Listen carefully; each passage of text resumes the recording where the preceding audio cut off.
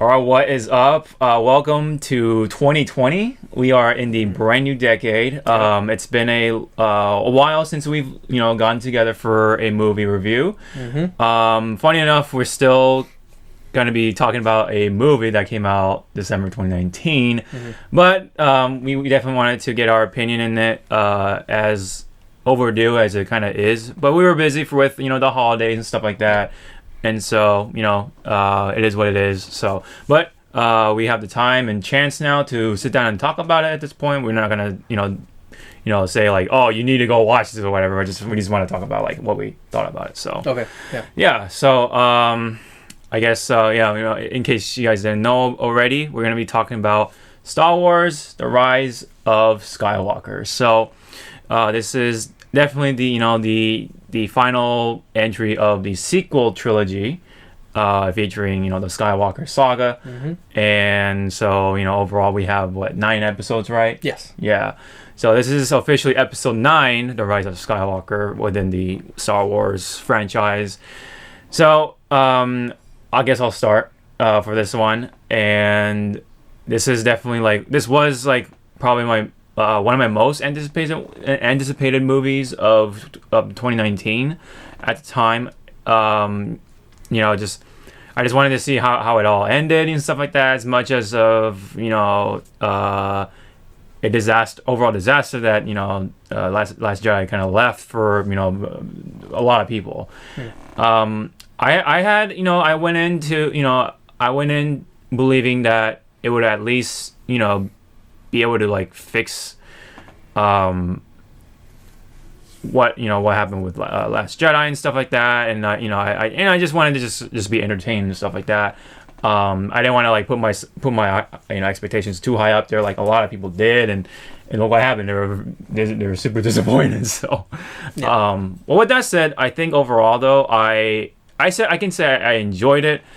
However, I wish I was able to enjoy it more, just solely because they did do some cool things, but I just wish that they did more with it. And I think they should have been a 2-parter movie. It should have been separate into 2 parts, but obviously they wanted to stick with the trilogy formula, so they had to shove everything in one movie. So that is a hindrance to me anyway for this movie, and I think the biggest sort of con or negative for me anyway was the pacing, especially during the beginning. So but that's all I gotta say for right now. But what did you think of the movie, or how did you feel about the movie? Well, overall I left the theater pretty satisfied. It could have been better, but I didn't left the theater disappointed like a lot of fans did, especially the hardcore fans. I know there's a good amount of general audiences at least out there that really enjoyed the movie. They loved it. I'm not gonna say I loved the movie, but I liked it. It was a good fun ride all throughout. Yeah, the pacing in the beginning, in the first act, was messy. It was all over the place. And overall, I felt this movie could have benefited from like you said, dividing it into 2 parts. But they wanted to do it in one movie. Since they didn't want to have an episode 10 or episode 9.5, whatever. Yeah. I just wished maybe it could have, if they were gonna have it just one movie, have it longer, like they did with Endgame. Yeah. But overall, it's a fun ride. It's a cool movie that has some really enjoyable moments. That I loved. I had fun with. There are some aspects of it, especially some of the story beats that I was kind of iffy on, but I didn't totally despise it or anything. So I can happily say that this movie, to me, it was good. I had a good time. Okay. Yeah. So the music, I think this is the best music in the trilogy, in the sequel trilogy. I enjoyed it more than the other 2 movies, music wise. the cinematography was pretty good. The effects Yes. were nice. I think The Last Jedi is a better looking movie. As much as that movie gets a lot of flack, but but for The Force Awakens and The Rise of Skywalker, they had very similar color palettes, very similar cinematography. Yeah. It's from the same cinematographer, J.J. Abrams. Did both. So overall, this movie was a good time. Yeah. So I definitely was able to watch it twice, and we both and you also watched it twice. The second time, it really didn't like change so much. It just kind of like fill in some of the gaps. Yeah, same, that kind of like missed. I was able to enjoy a little bit more because I already know what's going on. So the second time I watched it, I just sit back and just enjoyed the ride, and I was never bored. It's just breakneck speed all throughout, especially in the first act. That depending on how you view it, it could be a really bad thing, or it could be a good thing because you're just it's like a turning off your brain kind of thing. Yeah. So I think, but I think critically, it's getting panned. It's the worst reviewed Star Wars movie in history. But critically, I kind of do agree that this movie is not that well made. Yeah. Like especially the editing and the pacing, because it's really all over the place, and I do agree with that. But that being said, I still enjoyed what the movie what it was trying to go for. Yeah. Especially like in the second half, things starting to fall in place. Yeah. And it's just played out how it was. And however you feel, it's not spoiler, but however you feel about the Emperor coming back. Yeah. Because that was in the trailer. They sort of, but not really explain how he comes back. It's kind of weird. But I was fine with it. It's not something I'd be like, oh, this ruined my childhood or anything. Yeah. This ruined Luke's or Anakin's redemption arc. I didn't really feel like that. I would call myself as a casual Star Wars fan. As much as I enjoy Star Wars, same. I've always loved Star Wars since I was a kid. Like since I was like 4 or 5 years old. But I was never. I'm not gonna consider myself a hardcore fan because I don't read the books or read into the comics or the deep into the lore. Yeah. Or I didn't even watch Rebels because I know that's more like a kids show, but a lot of the Star Wars fans they like to watch those shows. I've seen some of Rebels, but it's not a whole lot. But I kind of get the idea of what was going on with that show. But it just wasn't for me. So I always look forward to the new movies. I was really excited when they announced the sequel trilogy. And overall, I would say this trilogy, even though it's all over the place story wise, it's definitely something that I still enjoyed. Yeah, I like the ideas that it presented. It could have been presented better. Yes. I think that's the biggest takeaway from this whole thing. I kind of also threw this analogy out there on Twitter whenever I first saw Rise of Skywalker. It's basically ice cream, and it's got some toppings on it, right? Whatever it's hot fudge or whatever, but it could have used more. But it's ice cream. You can enjoy it. It still tastes good for what it is with those things, and so in that sense it was good. Again, I just wish there was more to it. What I mean? Like there were some really cool things, but they kind of just didn't expand upon it because they really wanted to make this 2.5 hours instead of 3 hours or 3.5 hours or whatever. It was just 2 hours and 20 minutes. Oh, it was 2 hours and 20 minutes, which is like I think the shortest one in the trilogy. Yeah. For it being the last movie in the whole saga, it should have been like Endgame status, like 3 hours. 3 hours, yeah. It should have, but they didn't go with that. Apparently, there's a what they call a JJ cut. A director's cut that's out there. Yeah. I don't know if that's true or not, but apparently it's out there. It's somewhere out there. So I don't know. Apparently that cut is 3 hours long or even more. I think 4 hours people are saying, but rumors are rumors. So whatever. Yeah. But what we got here, as we were saying, it could have been done better, but overall it was fine. I thought it was good. I feel like people were gonna complain about Rey and some other characters. I think it's kind of hard to say without spoiling things, but I think overall, I thought, you know, main character Rey was just fine. You know, like I don't harbor any like particular like hate towards the character or anything like that. I think what they had for her going for her, you know, makes sense because you know there's some spoilers, but anyway, Finn, you know, was okay as well. Like, you know, again, I wish they did a little more with him, but he kind of just more or less like was. I don't want to say he was there, but he definitely served his purpose. You know what I mean? But again, like I wish they could have done, you know, more. Yeah. And then you know, same with Poe. Like Poe kind of remained more or less the same. I like some of the new characters that are introduced, including you know, what was her name? Zori with the helmet. Zori Bliss. Yeah. Zori Bliss. Yeah, she was pretty cool. Yeah. And then there was the little mechanic. I forget his name. Babu Frick. Babu Frick. Yeah, there you go. Yeah, he was tight. He was funny. He's like one of the newer favorites, you know, for a lot of people. It's because, you know, he's, you know, a little adorable little mechanic and speaks a, you know, different... And it's all puppet work. Yeah, it's all puppet work. Yeah, like, there was like no CGI in there. It's all puppetry, which was cool. There's one of the things I give this trilogy, you know, more than the prequels, is that they went back to the practical effects. Yeah, and with the mix of CGI, you know, it looks amazing. I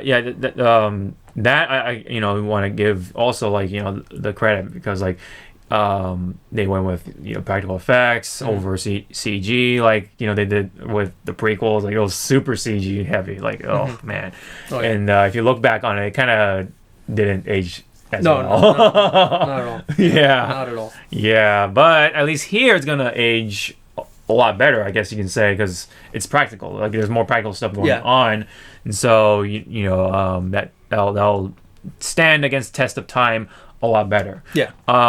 So yeah, you know, so big kudos for that. You know, that pretty much, I think it was mostly practical for all of the trilogy, right? So including Last Jedi. Yeah. Right. Oh yeah. So even like the you know, the aliens and stuff like that, and like the puppet work and stuff. And this movie in particular was pretty cool. Yes. With the aliens. So actual sets. Yeah, the actual sets. There was like no background, like CGI, you know, green screen. Like actual backgrounds. Yeah. They're actually like in the forest. They're actually like, you know, not in the ice planet, and you know, it's in the snow, and you know, the temple and all that. You know, it's all there. It's all real. So there's hardly any green screen. Maybe like in the last third of this movie, it's like CG heavy. But overall, as a trilogy, the throne room scene and the Last Jedi, like all that it just looked real. Yeah. So so again, like the technical aspect of things was really good. You know, like you said, like the camera work, all the effects and everything. I think even the fights were enjoyable, like the lightsaber fights.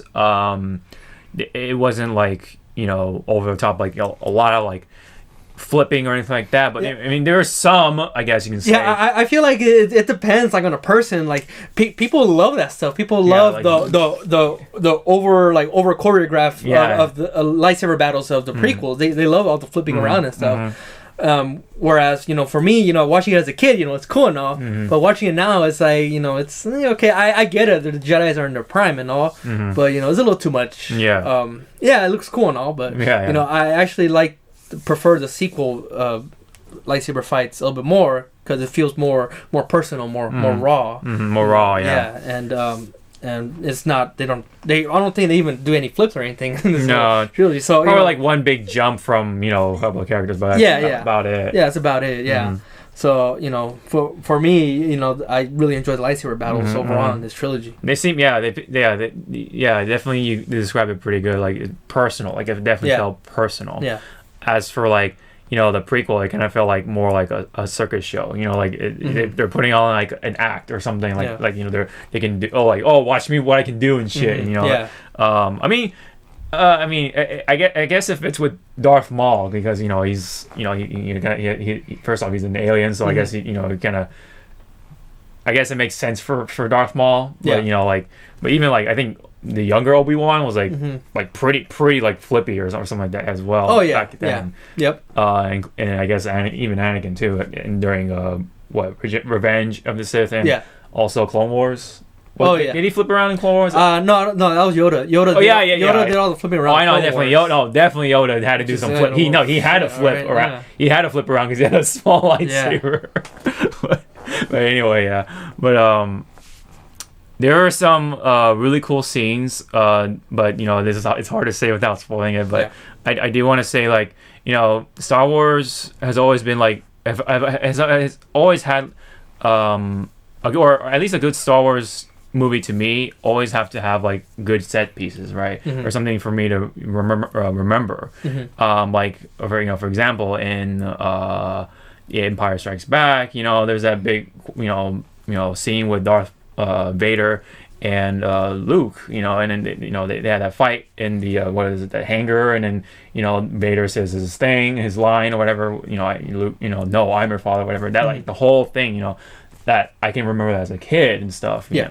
And like I guess Revenge of the Sith, that whole battle with Anakin and Obi-Wan, that that's another a good set piece. Yeah.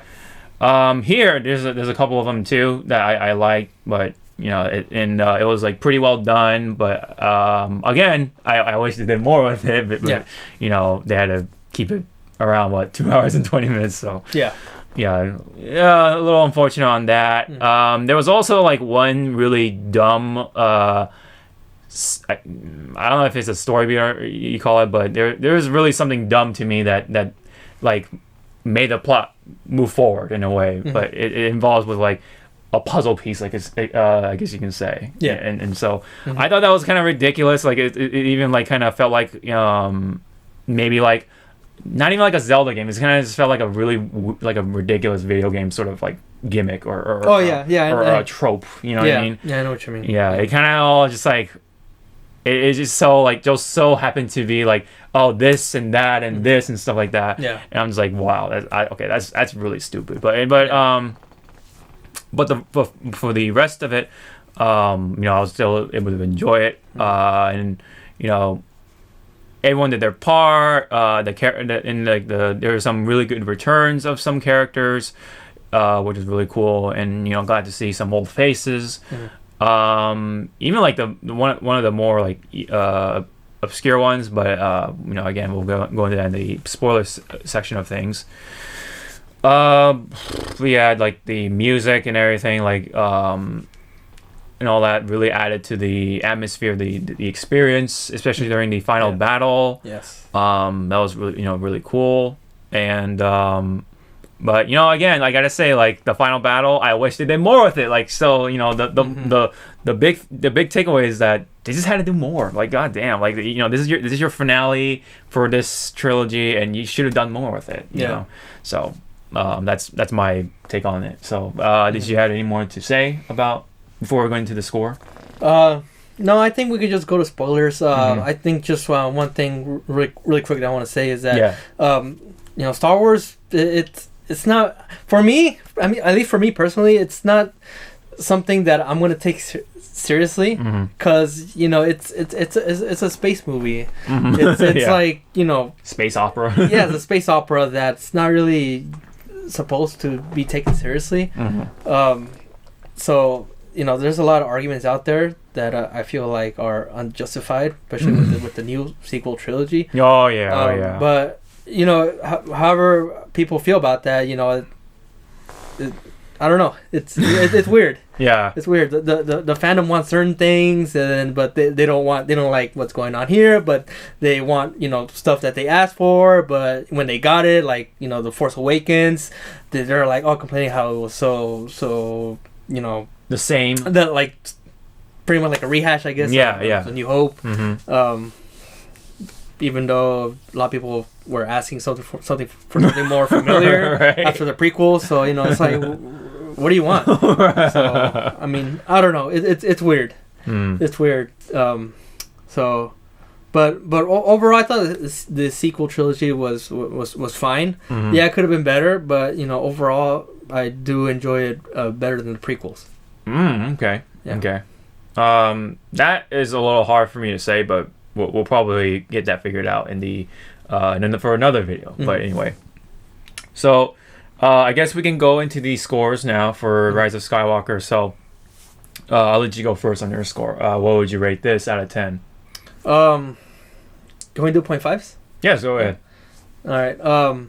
Yeah, reflecting on this, I was going between like after seeing it twice and having it kind of settled down in my mind. I was going between an 8 or a 7. So overall, I'm just gonna go with a 7.5. It could have been done better, a lot better. The pacing, the editing was kind of messy overall, especially in the first half. But it had some really cool moments that I really enjoyed. And overall, the way it ended, I was fine with it. There was nothing that I really despised about it, because like I said before, it's not something that I'm gonna take seriously and just something that I'm gonna think about hard and all that. It's a sci-fi movie that's make believe and like George Lucas said, it's a kids movie. So so I don't know how people feel about that, but that's just how I feel. I'm sure a lot of people feel different about that. So yeah, 7.5 for me. I initially gave it first time watching it just a solid 7 out of 10. Even after the second viewing, it didn't really change me in any way. Again, it just filled in the gaps. So I'm gonna go ahead and give it a big 7 out of 10. Okay. I enjoyed it for what it was. Again, though, I just wished I was able to enjoy it more. That's the thing, because this is the big finale. They could have done more with the set pieces that were that occurred throughout the movie. But they just kind of, I guess they wanted to play it safe. Definitely. If that's the word for it. Yeah. It's like, okay, this happened, let's go. Yeah, it's definitely a crowd pleaser, and they wanted to please as much as a fandom after what happened with The Last Jedi and the backlash that got. Yeah. Which I sort of understand some aspects of the hate for The Last Jedi, but it's over in the end. They kind of got what they asked for, and it still divided the fans with this one. I don't think it divided them as much as The Last Jedi, but it's still a pretty divisive movie with the fans. Yeah. Critically, as you can see, it's a dumpster fire. Yeah. So whatever, it is what it is. Yeah, I guess it did what it could. It tried to pick up the pieces for Last Jedi, and again, it did what it could, and I think it did its job. It's the last thing. It wrapped up the Skywalker saga, and so we'll have to see where Star Wars goes next. But right now it's definitely still going strong with Mandalorian and the upcoming Obi-Wan. So there's still stuff lined up for it. Yep. So the Star Wars sort of fire is still going strong. I would say, but when it comes to main movies, it's something we'll have to just wait and see to see what they'll do next. There is word that supposedly they're not going to do trilogies anymore. They're just going to keep going with whatever is done or whatever. So I don't know what they have planned, of course. So that's something that I look forward to. I like to see something new. Like a brand new trilogy, brand new characters and stuff like that. Maybe they'll do away with the whole Jedi Sith. I don't know. It could be thousands of years later. I don't know. Later or before. Yeah. The rumors that it can be an Old Republic. Old Republic would be pretty cool. So that's something I would really enjoy. Something different. I know there's games and stuff that's based on that. I've never played those games, but I don't know if they're going to base it off the games or they're going to do something completely different. Yeah. I would prefer for them to do something different, but adapting certain aspects of the games or the books, whatever, the lore into the Old Republic. So yeah, I don't know. We'll have to see what they do. Yep. But anyway, Rise of Skywalker, even though, like, yeah, like you said, it was pretty decisive with the fans. It definitely did well in the box office. I mean, it's almost $1 billion, Yeah. so in ticket sales. So Oh yeah. yeah, so it's definitely made its money back, of course. So Yeah. Even though it's the lowest grossing out of all the Star Wars movies, the recent ones, apart from Solo. Yeah. But it might not reach Rogue One, which would be kind of weird. I would be somewhat of a disappointment. Because Rogue One is like over $1 billion, and Rise Skywalker is still trying to get to $1 billion. But we'll have to see. I'm sure it'll still be in theater for like the next couple weeks. So yeah, a couple weeks. Yeah. So we'll just wait and see how much it'll gross. But so far, it's projected to be at least the least grossing out of the sequel movies, the sequel trilogy. Yeah. But anyways, that is it for the non-spoiler portion of things. We will go next into the spoiler portion of The Rise of Skywalker. So thank you so much, and we'll see you in the spoiler section.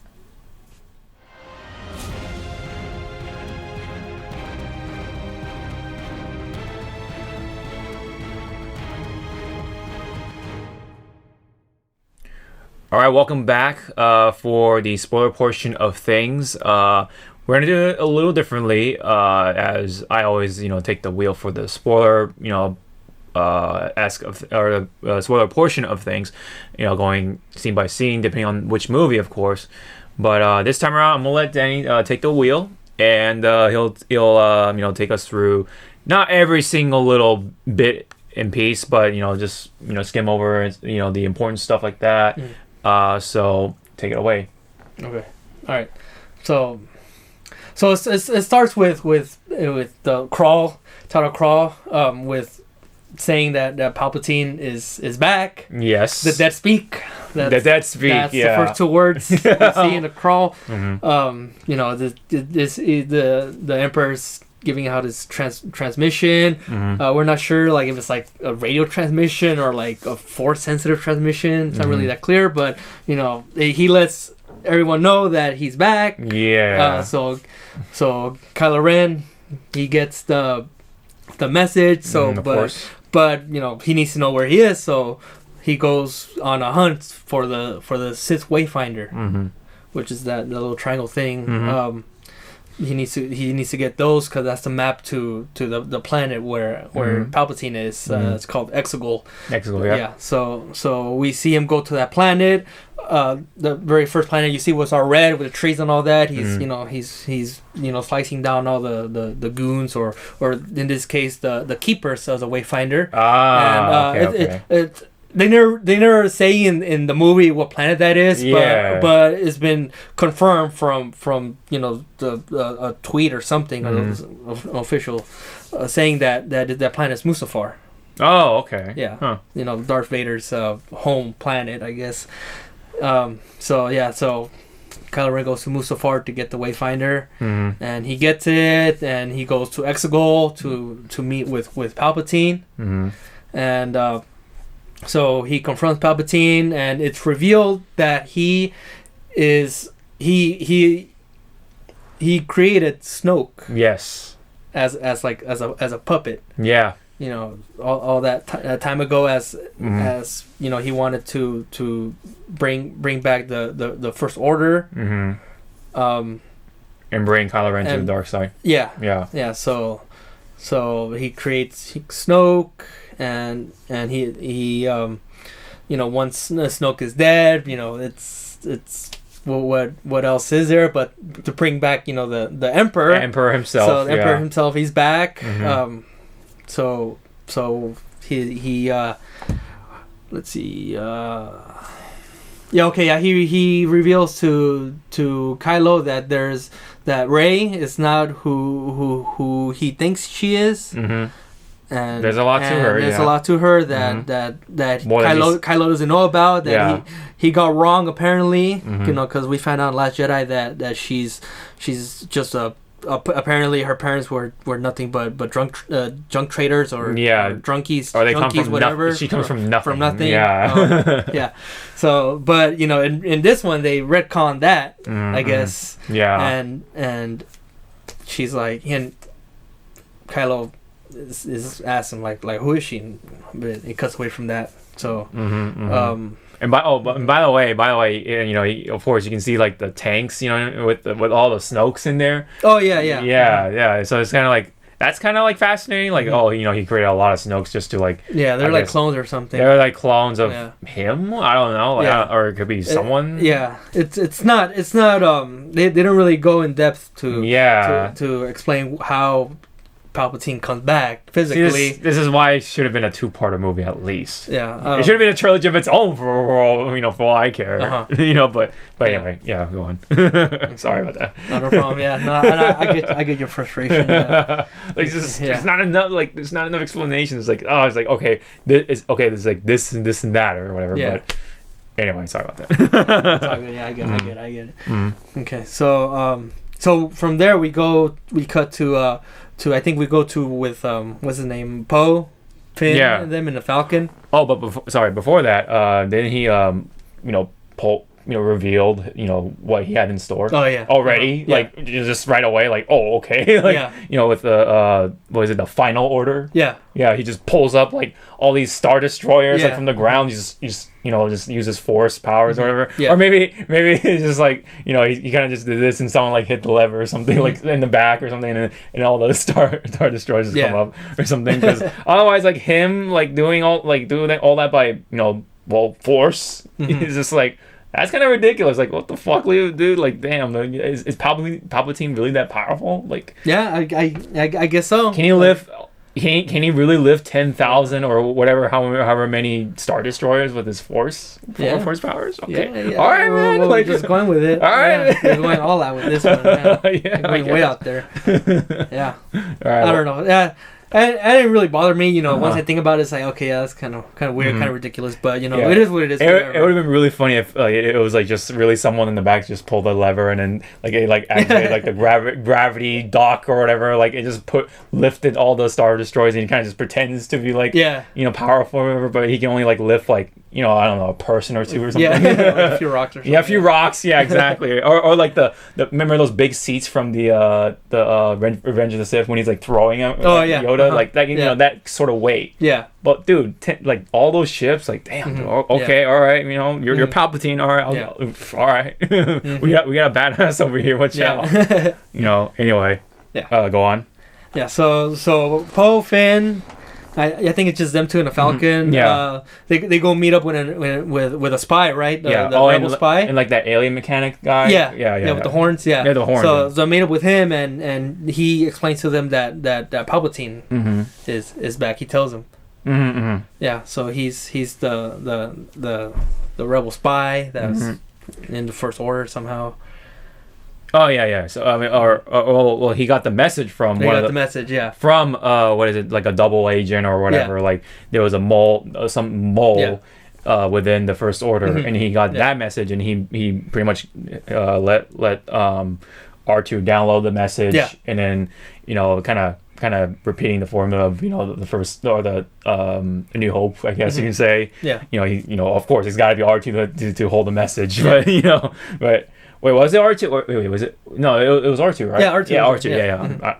It's definitely not BB then. No. Because BB was back on the planet with Rey. Yes. Yeah. Okay. So and then R2 downloaded the message and So anyway. So and then they get chased down, of course, by the First Order, and then they escape using the hyperspace jumping. Yeah, warp speed jumping, whatever. Yeah, hyperspace jumping, something like that. Yeah, which is something that's never been explored before, and they decided to do that here. I guess so. Yeah. So I mean, it's a cool looking sequence. Like I really enjoy that aspect of it.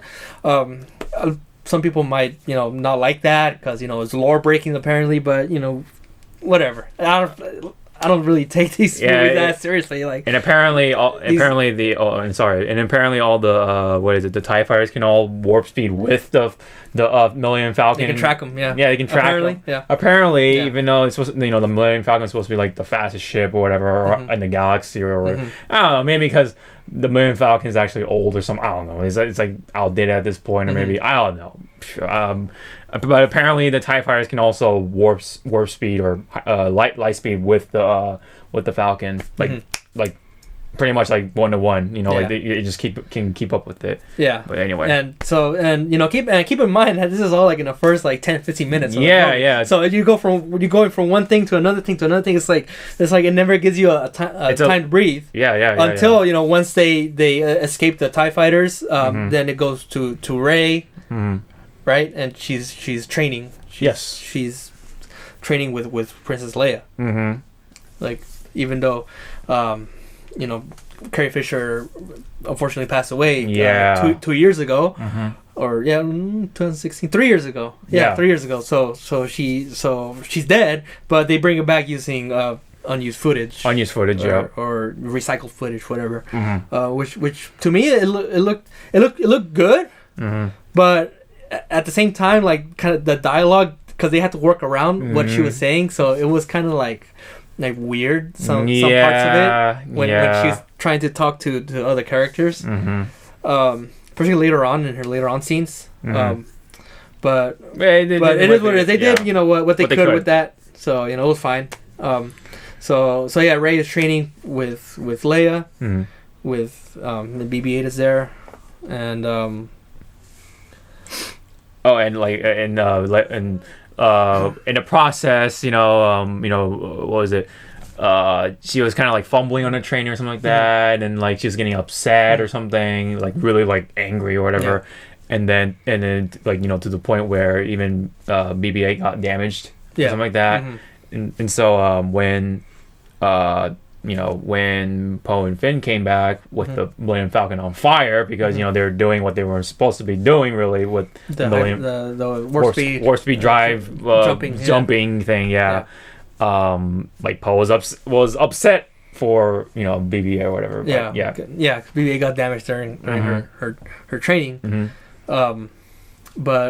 But when Poe and Finn come back, Poe reveals to Rey that to everyone in the Resistance on that planet that Palpatine is back. Yes. Somehow. Somehow. So once Rey finds out that he's back, she's looking through the Jedi texts, and she reads about the Wayfinder. The map that'll lead them to Palpatine, to the planet Exegol. Yeah. And there are like 3 of them or something like that remaining or something like that. Yeah. So Kylo Ren got one, and there's two left out there. So they I think they reach out to with someone with at this point we don't know who it is, but it's revealed to be Lando when they go to that planet. Yeah. It turns out to be Lando. Because they hold on, we need the wiki for this. It's weird. So let's see. So she reads through the books and stuff like that. So they depart to Pasana. Yeah, the desert planet. Desert planet, and that's where they, they had like the aliens dancing around and stuff like that. They were doing their little festival. Yeah. And then you have like the funny moments with C-3PO like kind of over explaining things once again. Which we forgot to talk about the humor, but whatever, it's fine. Yeah, no. But anyway, you see Rio being himself, but they then let's see, they're wandering around or looking around, and then of course in the the first order was in patrol.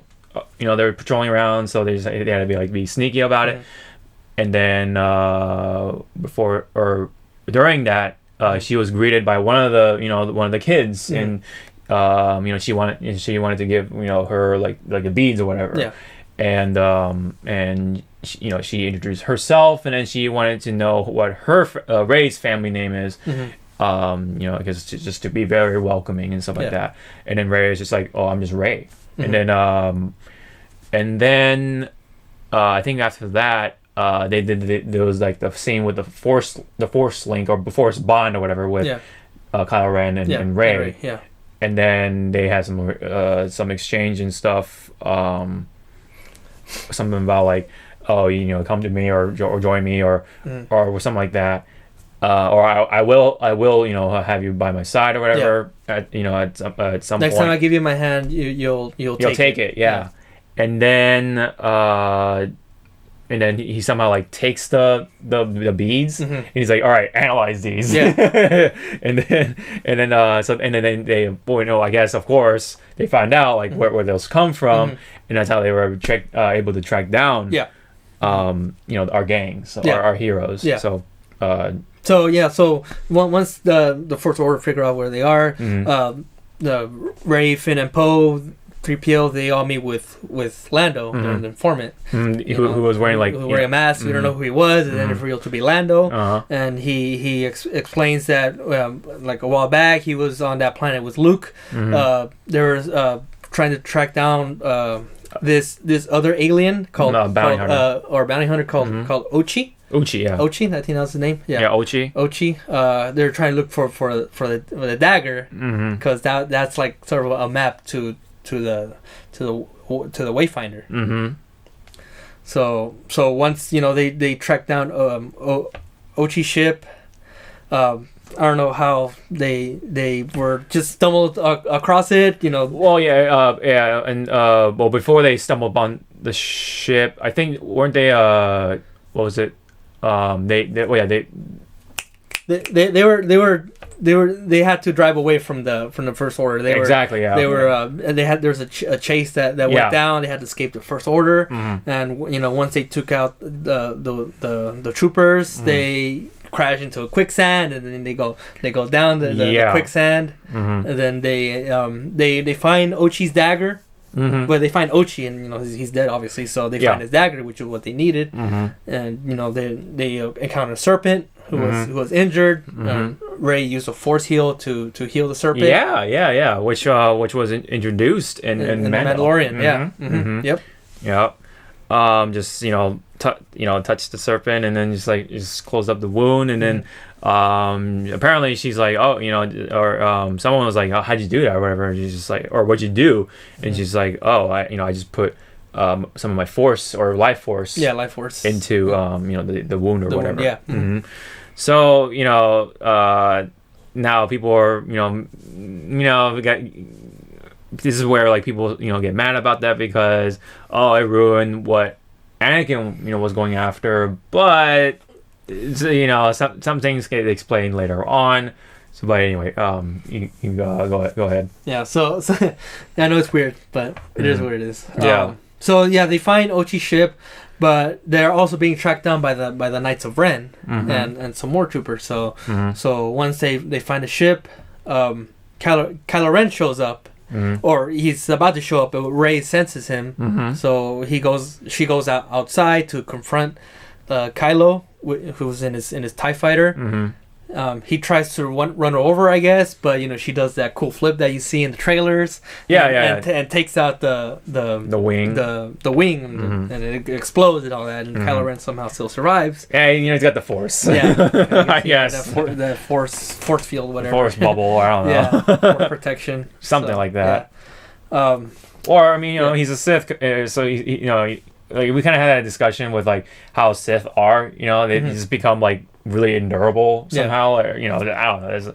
It could be a million things, but he could just use the Force somehow to like to kind of shield himself, or somehow the Sith become like more durable because they have like anger and rage and hatred inside, so they just like they come to that to become that's how they get their power, which is maybe perhaps somehow that's how they endure things. But maybe I don't know. I think we're just thinking too hard into it, too much into it. It's just like she's out. He's out. All right. He survived the crash, without a scratch, whatever. So yeah, he's about to confront Rey, but before that, Chewie goes out of the ocean ship to get Rey, but in the process, he gets captured by the First Order. Yeah, or the Knights. Yeah, one of the Knights. One of the Knights. So yeah, he gets captured, and you see a shot of Chewie going inside. One of the transport ships. But on first viewing, I didn't really get this, but on second viewing, I noticed that there's 2 transport ships. Yeah. Okay? Yeah. So, but you never see them take off. So once Rey finds out that Chewie's taking off on one of the transports, she tries to bring it down with the Force, which is a cool scene from that scene reminded me something from the old trilogies and also the Force Unleashed when you can the main character would use a Force to bring down ships. Okay. From the old Force Unleashed games. Okay. Yeah. Huh. So as the transport taking off, she'll trying to bring it back down, but at the same time, Kylo was also they're pulling it, so they're having a little tug of war thing. But in the process, Rey is trying really hard to get it, but she like I don't know, it's like I guess she was fighting so hard into it that she accidentally sent out Force lightning. Yeah. Which gives you a big hint to what she might be. At that moment, I kind of had the idea that shit, she has Force lightning, so she must somehow be related to Palpatine. Yeah. But when that happened, I was like, I had my ideas, but I just wanted to. Okay, maybe something else, but But anyway, she uses the lightning, or by accidentally she brings it out, and then it blows up the ship, the transport. So therefore, she's like, Chewie, and then we all think, Chewie is dead. And I was like, oh shit, like that got me. Like, oh shit, is that how they kill off Chewie in that? Yeah, right. Like we don't even see him do anything in this movie, and then he just dies like that. All right. I was like, oh fuck. So and then Kylo's, he kind of like he's just like, oh shit, he's gonna just backs off of it. Like he's just in shock, but yeah. So Rey's like, oh my god, and then Finn's like, all right, we gotta go. So Rey goes back in the Ochi ship, and then they take off, knowing that Chewie is dead, or they thought so. Well, thinking that Chewie's dead, and they're having just guilt trip over it. Like, oh man, Chewie's dead. Damn, fuck this. Even though like there's no like confirmation, they didn't confirm, they didn't find the body or anything like that. Like it was like fuck. Well, the ship blew up, therefore Chewie died in there. Yeah. Which makes me question like how did she not sense Chewie inside? Maybe he's like, was she just like too into the moment? Like I guess just the shock value that I guess her being just surprised and just like I guess maybe she was just concentrating on Ren too much. Yeah, and also just her being shocked about that she killed Chewie. Like she didn't really think about assessing him. I guess so. I mean, I don't know. So, but yeah, they all think he's dead. Yeah, even though later on, well, like in the next scene after, it's revealed that he's fine. Yeah, he was in a second transport ship that we didn't see take off. I don't know how the other people didn't see the other transport ship take off. I clearly saw 2 transport ships in that scene. One of them was the one that Rey blew up, and the other one was with Chewie inside. Yeah. So I guess because during the whole scuffle, I guess they missed the second ship taking off. But so Chewie's alive. Yeah. He's a prisoner on the Star Destroyer. So they just Finn, Rey, and Poe. They just carry on the mission, thinking they lost Chewie. Yeah, but it's like it would have been happened for nothing if we don't carry on or whatever. So we gotta keep going, and then I believe that's when they go to the next planet, right? Where the dagger tells them to go, right? They go to because Zori Bliss. Yeah, because earlier when they find a knife, there's a script on it, and the inscription of the Sith inscription, and then of course C-3PO being the interpreter of like 6 million languages or whatever, he can read the language, but he can't actually say it. He can't actually translate it because it's forbidden. Forbidden, and then they had the idea, or somehow they got the idea of being able to like get around that programming, and they only know one person on a certain planet. Yeah. So Poe, he knows about Zori Bliss, who he's worked with her in the past, and they know each other from the past. Things didn't go well with them, end well with them together since they last saw each other. So there's some sort of conflict going on when they confront each other. Yeah. But in the end, they work it out. They explain what's going on. Everything is somewhat cool. So she takes him to Babu Frick. Yeah. That little puppet droid or little puppet alien that everyone likes. Yeah. Fixes droids and all that. Hey. Yeah, he was cool. Yeah. He was funny. So yeah, they go to him. To bypass the Sith, text, blocker, whatever. Like the inhibitor, I guess you can say, for the translation, the translating of the Sith language. Yeah. But in the process, he warns them that they have to wipe out his memory. His memory. So he's not gonna remember anything. He's gonna be a completely brand new droid. Yeah. So he's like, all right. He's gonna have to go with it to carry on the mission. Even though I think one of them said like, "Oh, doesn't R2 have a 'backup' or something?" Yeah. But Steve was like, "Oh, he's a terrible backup. He's very unreliable. Yeah, unreliable. Yeah. So there's like a 50-50 chance. He might not get his memory back, but he carries on with it. He says, goodbye. We're taking one last look at my friends, and he goes through the process. He shuts down like he was funny because right before that he says he was about to say like, oh, I think there's another way to do it, to go around it, but then he gets shut off like, yeah. He's like, he's in the Babu or whatever, and he's like, yeah. He's like, this is not good. All right, I'm just continues on, and Babu turns him back on, but he has his red glowing eyes, so he's all evil. Yeah, apparently, but then he tells everyone what the dagger says. Yeah, what to go to. Where to go to. So then they it's revealed that they have to go to one of the moons that's near Endor. Oh yeah. And then during that process, I guess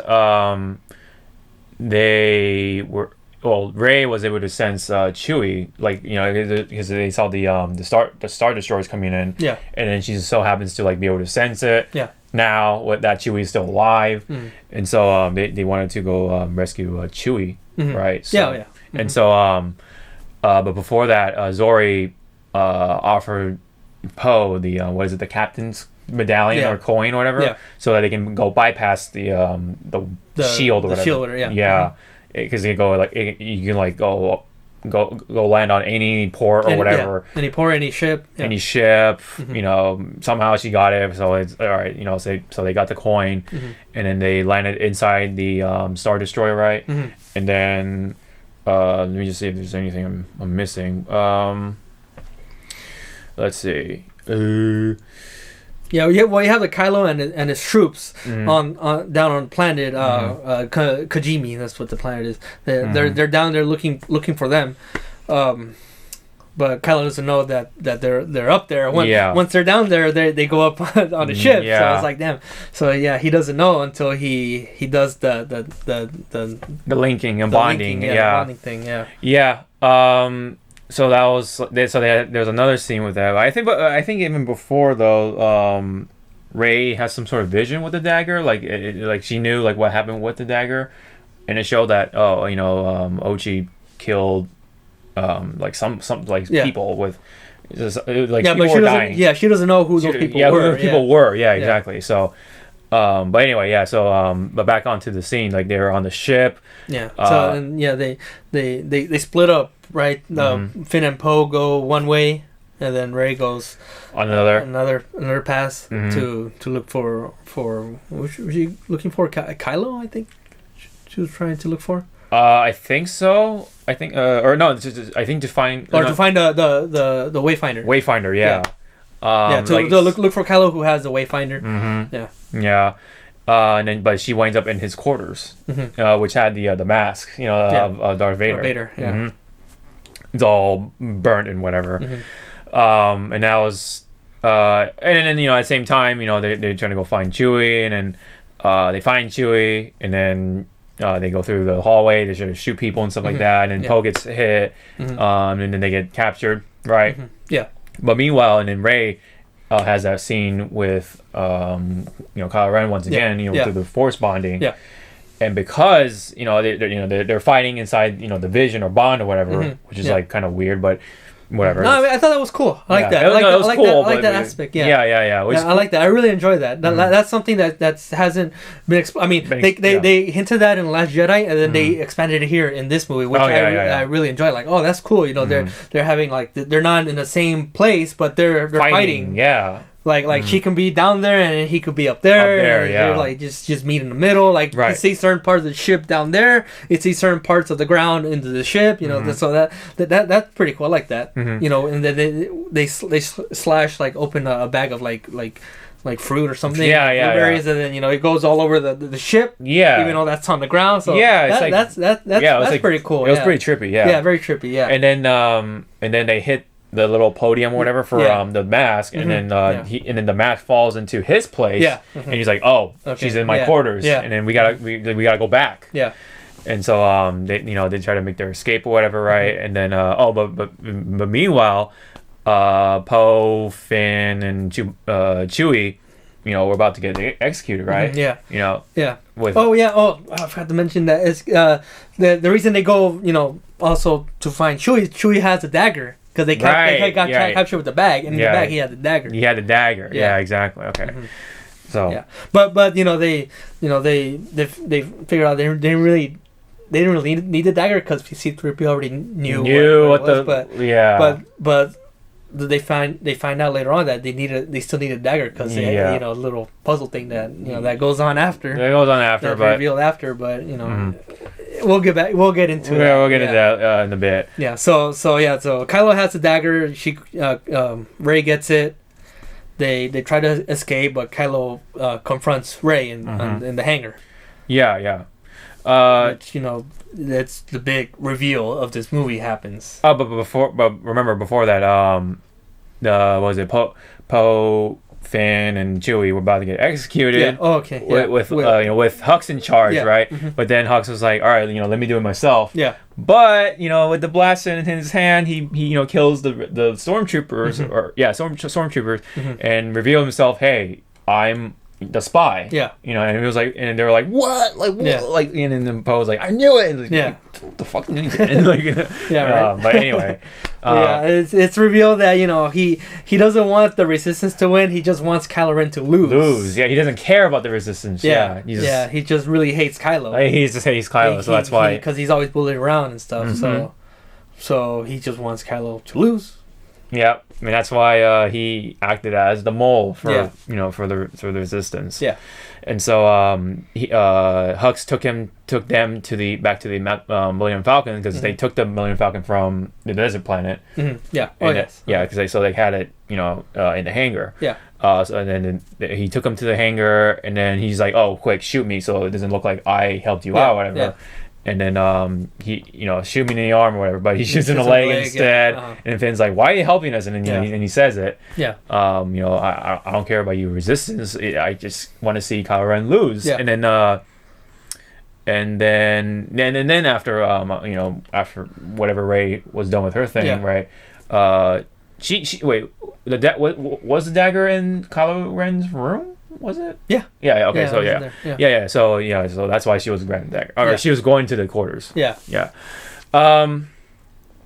So after all that stuff happened, and then you're about to So Kylo Ren he confronts Rey, and he reveals to her that she was wrong about he was wrong about her.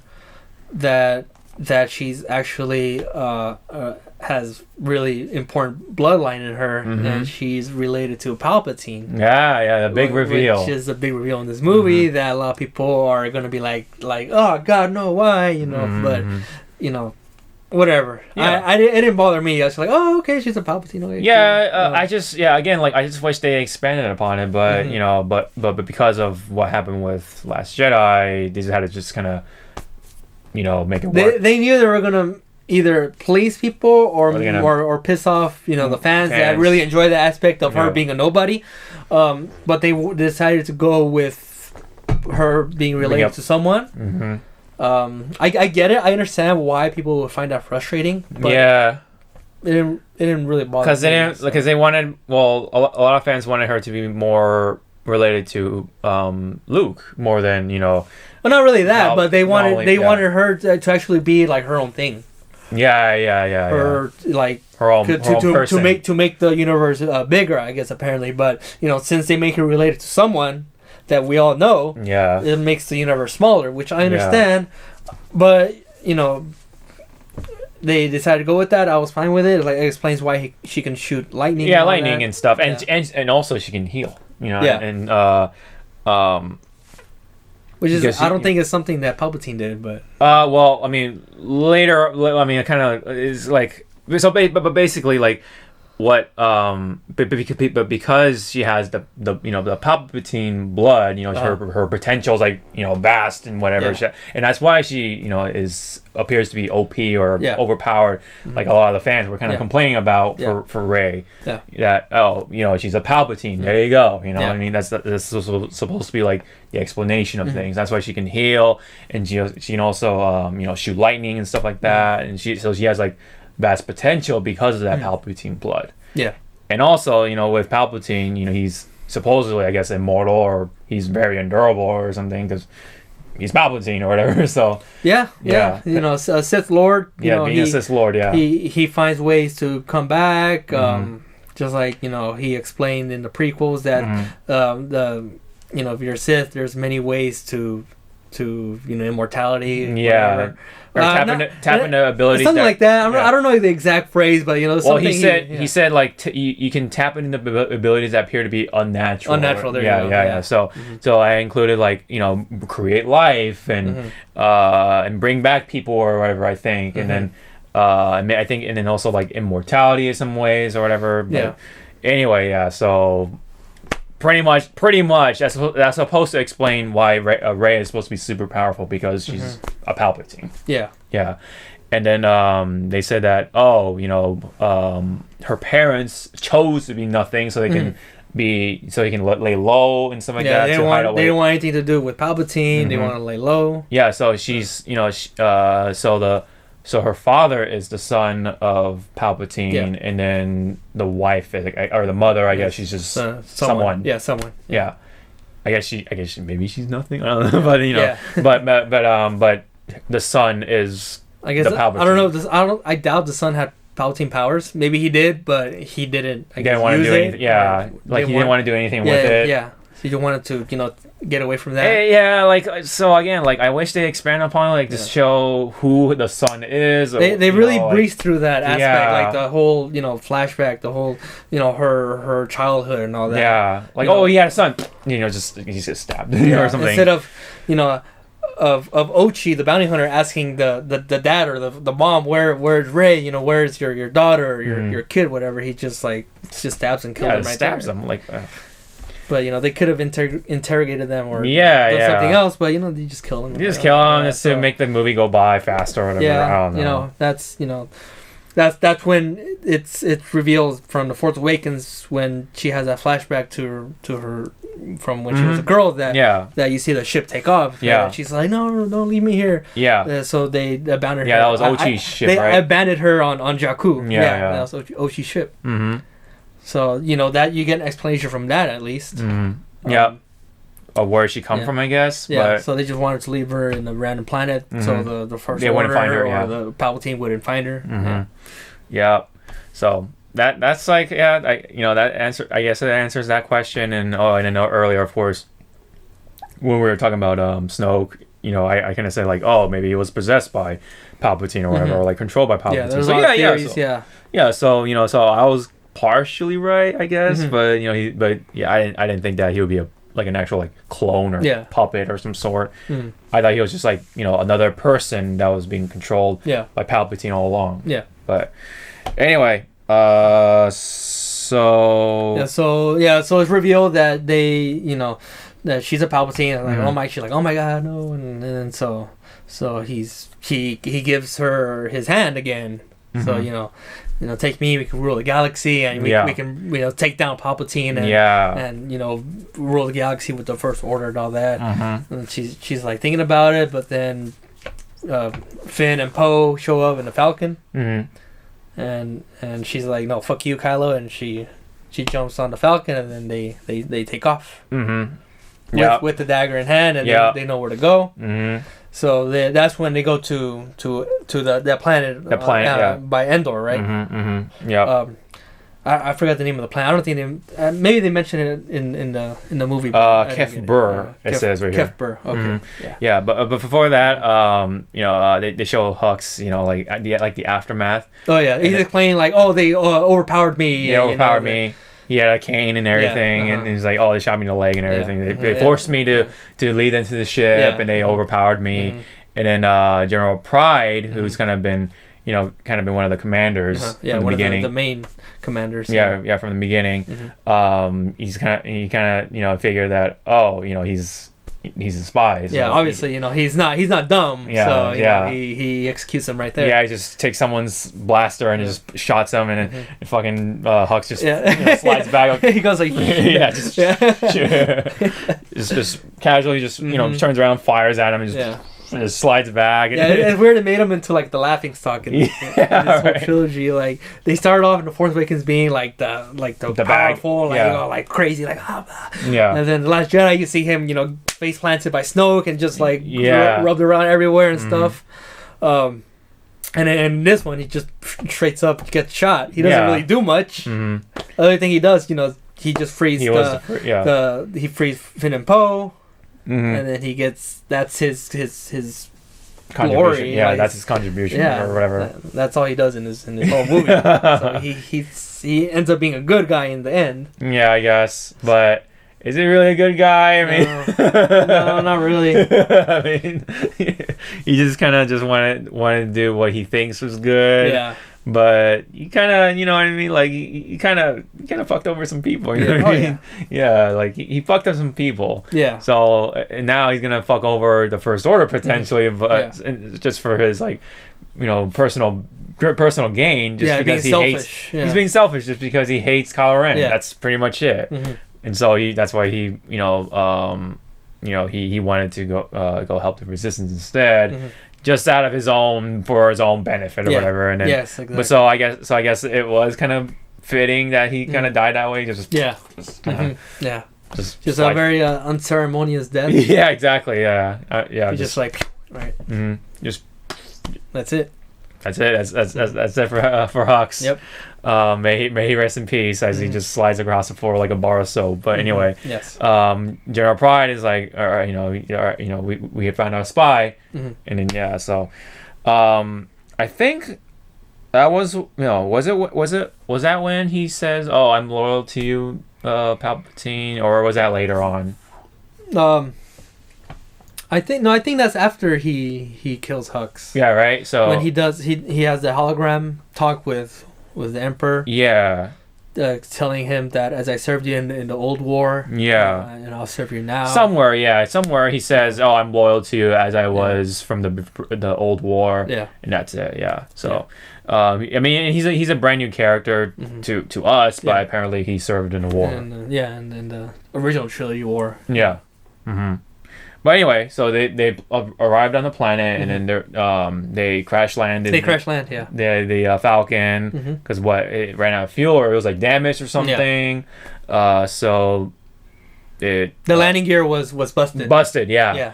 Yeah. And then before that, they were trying to fix it, and then Rey was like, I want to kill Palpatine because he killed her parents and stuff, and she's starting to like get that anger, the hate, and whatever. The dark side is starting to stir up in her, I guess. And then Finn was like, that doesn't sound like you, and then so there's like some of that conflict, that going on, but they crash landed on that planet. It was like really muddy and everything, all like wet and whatever. And then they see one of the new characters again. It was I forgot her name. Jana. Jana, yeah, Jana. Jana, yeah. She had her little like force or whatever, her little like ragtag force. Yeah. Come in and they wanted to, I guess, like help them out or something, like not only like repair the ship but bring them to what was it, like to bring them across the one of the old Star Destroyers from the past, or something like that. Yeah, the second Death Star from the Return of the Jedi. Death Star, excuse me. Death Star. Yeah, they come across that, and it's still, some parts of it are still in the ocean. In the ocean, yeah, because it crash landed there. It crash landed there. So they find it with the help from Jana, and you see all the waves going around, and then they explain like, the waves are too strong right now. We have to go the next day. We have to wait for it. Then they're like, there's no time. We have to go now. So they're like, no, we gotta wait. But Rey, she goes on her own, and she hijacks one of their little boats.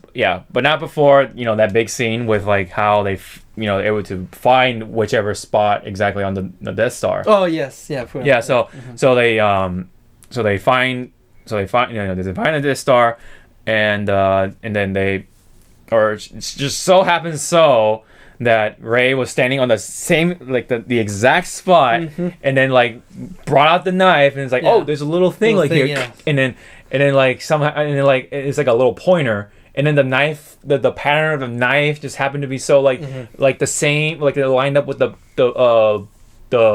ripped part of the Death Star, and just like lined it up exactly with the Death Star, and then it pointed to that spot, and it's like, that's the spot right there. They're trying to pay a homage to the Goonies, because that's how it happened in the Goonies, but this isn't the Goonies. This is Star Wars. Star Wars. I mean, I guess you're supposed to suspend your disbelief. You're just supposed to just see it how it is, and just take it like that, and just go with it. It's weird. It's kind of stupid, but that's how it happened. I'm just like, all right, that's how it goes. Yeah.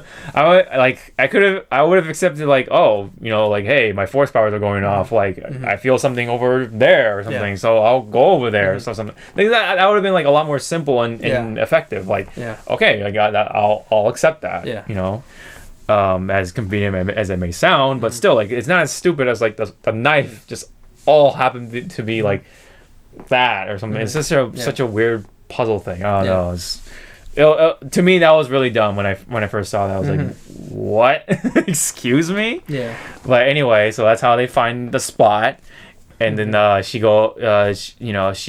being very rash, and she wants to really like find a wayfinder. She goes on her own, takes a ship, the skipper or whatever, or skimmer. Yeah, the skimmer. Yeah, skimmer, and then goes into the Death Star, and then let's see. And meanwhile, they're trying to repair. The rest of the crew are trying to repair the Millennium Falcon with some spare parts, and then Finn and Jana have like a conversation, and finds out that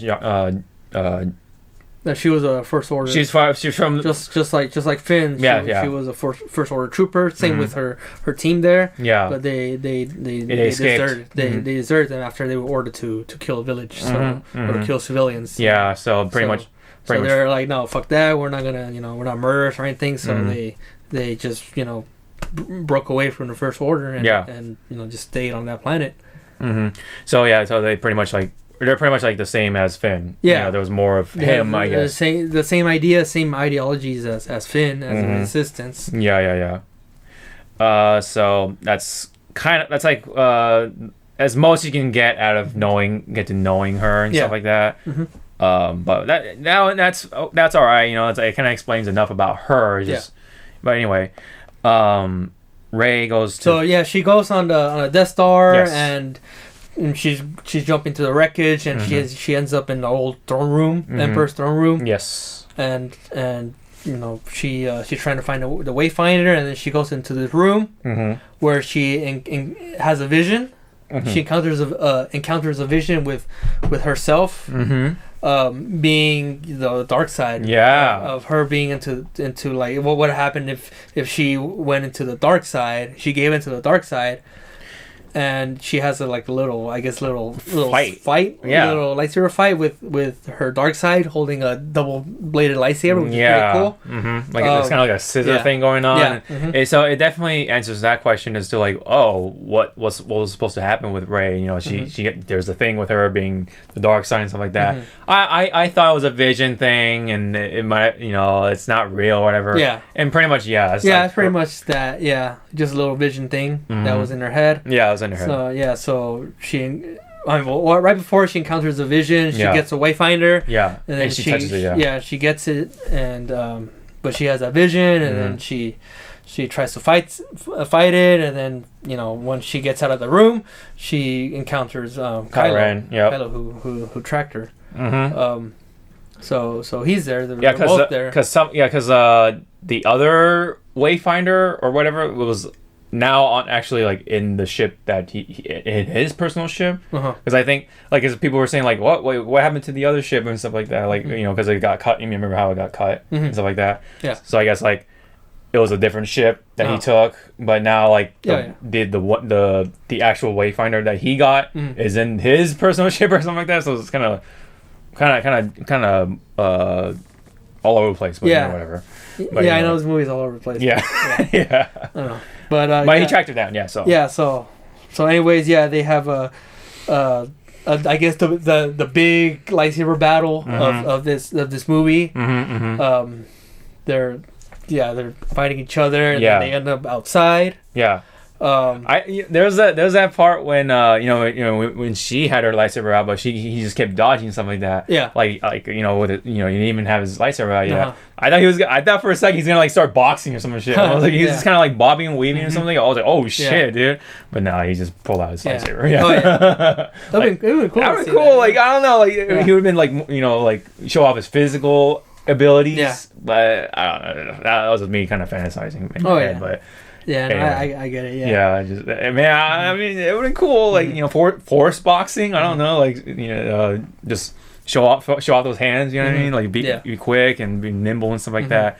But anyway, no, that's lightsaber battle. Yeah. Anyway. Yeah. So they have their big battle. Finn finds out that she's out there. So him and Jana go out to try to get her, and they're having this. You know, while they're having the battle, he yells out, you know, Rey, you know, as he always does. Rey! Yeah, and you know, of course, somehow they were able to get across and find Rey. Yeah. And then Rey had to like jump and stuff like that. She had to like force jump and grab this and almost fell and whoa and shit. But somehow they had to dodge all the waves and all that. Yeah. I don't know how they survived all that, you know. It's kind of weird, but you know, it's Star Wars. It's a movie, so you know, I was like, whatever. Okay, let's go with it. Fine. You know, there's more stupid shit to like complain about. Whatever. But yeah, she's like, no, you know, go back. She pushes him out away, and they're having a little fight and all that still, and with some jump, with that one big jump, like above the wave or whatever. And then go on. So Kylo actually beats Rey. Yes. And he's about to do the final finishing blow on her. Yeah. But then he gets stopped by Princess Leia. Yeah. His mother.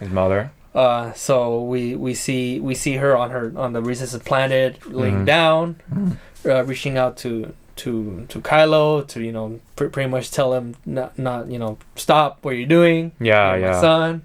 Blah blah and all that, and Kylo just like he freezes because he knows that her doing that, her reaching out to Kylo, she's actually like dying. Like he knows, he has a feeling like, oh my god, like my mother's dead now because what she was doing pretty much killed her. Yeah, it was straining. Like it was like using all her power, whatever. Like she's using her remaining strength. Yeah. She's old, whatever. Yeah. And plus, I guess that what happened in the Last Jedi might have injured her like even more. I don't know. What happened to her in the Last Jedi? Well, no, remember like he blew.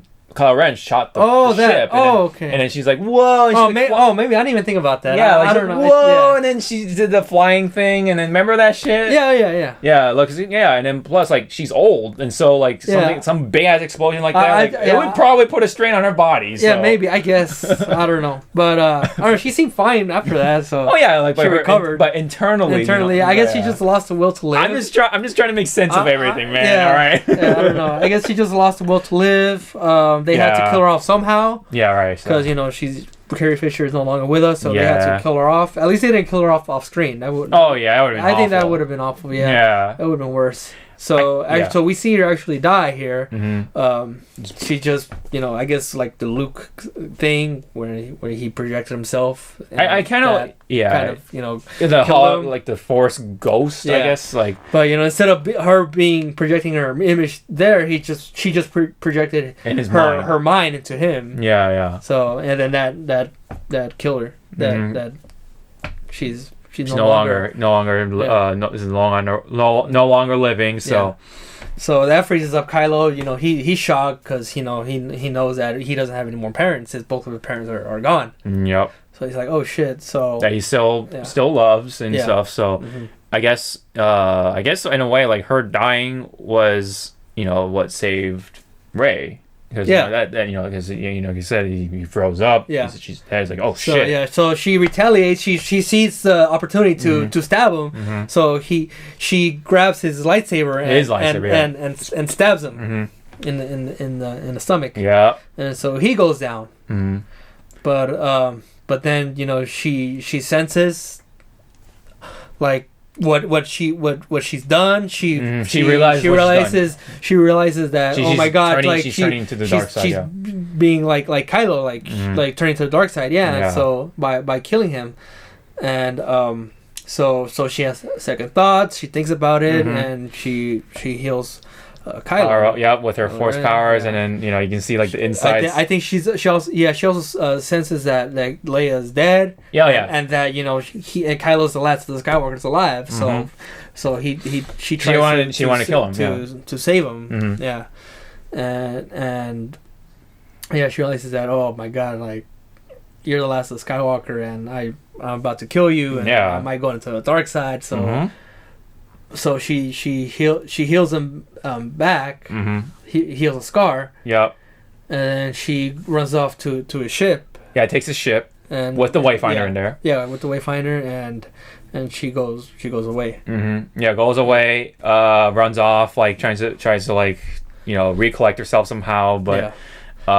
She just without saying anything to anyone else, without saying anything to Finn, she leaves to exile. She goes back exiles herself, to Ahch-To, which is where Luke was, that island planet. Yeah, but before we go any further, he's like kind of like. You see like this inside and stuff like that. It's kind of gross. Oh yeah. It kind of look like a chorizo.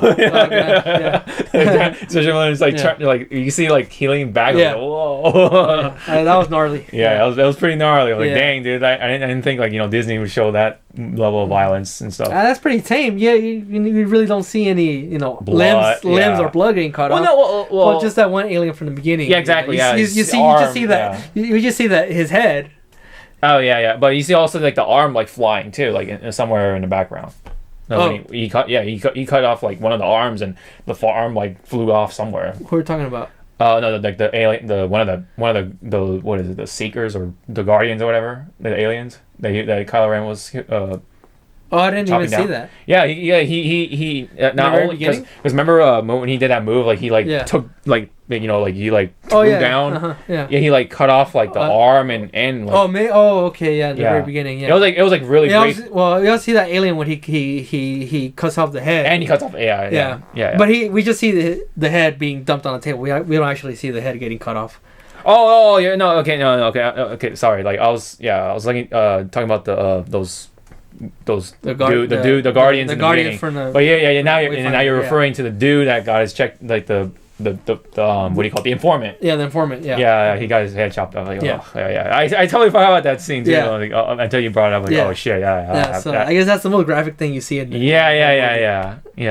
I was like, damn. Okay, Yeah. he rest in peace. Yeah. Oh shit. But anyway, back onto him being healed. It looked like chorizo to me. Yeah. Yeah, pretty weird. Yeah.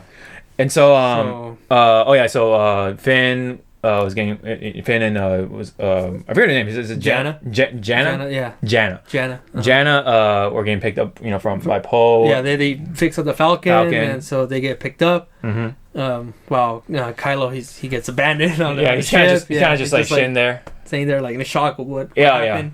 Just kind of like trying to process what happened. Yeah. And I think didn't she say like, oh, that's Kylo Ren is dead or something like that, and now you're Ben again or something like that. Didn't she say something like that? Or is she just implied that Kylo Ren is dead? I think she just implied, yeah. Yeah, she was trying to like make him good again. Yeah. Make him think about what he should do. What's the good thing that he should do now. And then she flies off to that planet. She flies off back to the planet where Luke Octu. Yeah. And then the ship was on fire, and then she was like throwing sticks at her. She's pretty much just abandoning she's everyone. Just, she's gonna exile herself from everything because she doesn't want to be into the dark side, how that vision turned out. She doesn't want to be a danger to anyone else, so just trying to burn everything, and so she was about to throw her lightsaber away, into the fire. Well, not her lightsaber. Well, it was. I guess she adopted it as her lightsaber, but it was Luke's and Anakin's lightsaber. And Anakin's lightsaber, yeah. So she tries to throw it in the fire, but then it gets caught by Luke. Luke himself as a Force Ghost. As a Force Ghost, yeah. And he says, "This is not or a Jedi's weapon is."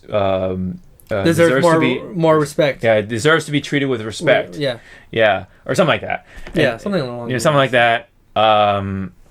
Which is kind of weird because he caught it with his left hand, but you didn't see his robot hand. But I guess his robot hand is there. I don't know. I don't know. I think it was covered. It might have been covered. I don't know. Yeah. I think I don't know. Yeah. I didn't really pay attention to that detail. But anyway, like that. That to me, that was pretty cool. Like just the way he caught it, like the way that scene kind of played out. Like dang, that was pretty sick. Yeah. Like, it's kind of like a big fuck you to Rian Johnson. Yeah, a lot of people look at it like that. Look at it like that, yeah. I can see why. But to me, it's just like, oh, okay. Yeah. He was wrong, he explains what happened to him in the Last Jedi, everything he did, exiling himself and all that, throwing away the lightsaber and all that. He was wrong, and because she's explaining why she's trying to be exiled because she's a Palpatine, and then Luke was like I knew that. He knew. Leia knew. Everyone knew pretty much. Oh yeah, all the Force sensitive people, I guess. Yeah. We just look at Leia at this point. Yeah, look at Leia. They all knew, but they decided to still. Leia decided to still train Rey to be a good. Yeah, because she knew she had they saw potential in she saw the good in her, or she saw what she can become and stuff like that. So she just wanted to train her anyway. Yeah. So and they even show like a flashback of Luke training Leia, and Leia beat him in a sparring match, and even she took off her mask and her their little helmet or whatever, and show her younger face and everything, and she had her own lightsaber. Yeah. But she just didn't want to become a Jedi. Yeah, I guess. Yeah, because she Leia realized that she would I guess have a son or an offspring that would become bad. Like I guess she had like a bad vision. And so she decided to abandon the Jedi training. Yeah, something like that. But it still turned out to be the case of her son being. Into the dark side. So it was all for nothing. And so Leia's lightsaber was stored somewhere, and then Luke showed her, right? And then so she now inherited Leia's lightsaber, and so so she has both lightsabers. The Luke's original lightsaber and Leia's lightsaber. Leia's lightsaber, yeah. So Luke convinces her to join the resistance or to face Palpatine. Face Palpatine and lifts his X-wing. Yes, from the past. Which is an awesome scene. Really cool. Really, I like that with the music and all that. This is the same music from Empire Strikes Back with Yoda lifting it. But this time it's Luke. Yeah. I don't know. To me, that part felt like it was cool and all, but it felt like fan service. Yeah, fan service. Like major fan service, because that's what a lot of people were complaining about in The Last Jedi. That Luke should have lifted his old light X-wing from the ocean to go join the Resistance to fight with them in The Last Jedi. Yeah. But in the end, of course, he didn't do that. But he does it here. So Rey can have a ship to go to Exegol. Yep. So with the Wayfinder still intact, from Kylo Ren's ship. Kylo Ren's ship. Yeah. So she goes to Exegol. Yeah. And in the OG Red 5, which was like I said, awesome. So yeah, she goes to Exegol. In the meantime, Finn and Poe and Janna, not Janna. Finn and Poe and I think 3PO was there with them, or he was on the. I think no. 3PO was still on the base. On the base, yeah. He was at the base. Yeah. I think Chewie was with. Yeah, Chewie. Yeah. So they all go back to the Resistance base. They're like all hope is lost. They don't know what to do. But they get a transmission from Rey. She's pretty much leading them to, or she's like giving them coordinates to the Exegol. To Exegol. Yep. Yeah. Including all the storm clouds and everything, and how to get through them. Yeah. The safest way and stuff. And then there's, meanwhile, back on that other planet with Kylo Ren, he has a little conversation with Han Solo. Han Solo, his dad. Yeah. Who I guess at this point now is just Ben, or almost. Almost. He's in that transition. He's transitioning. He's still thinking about it. Yeah.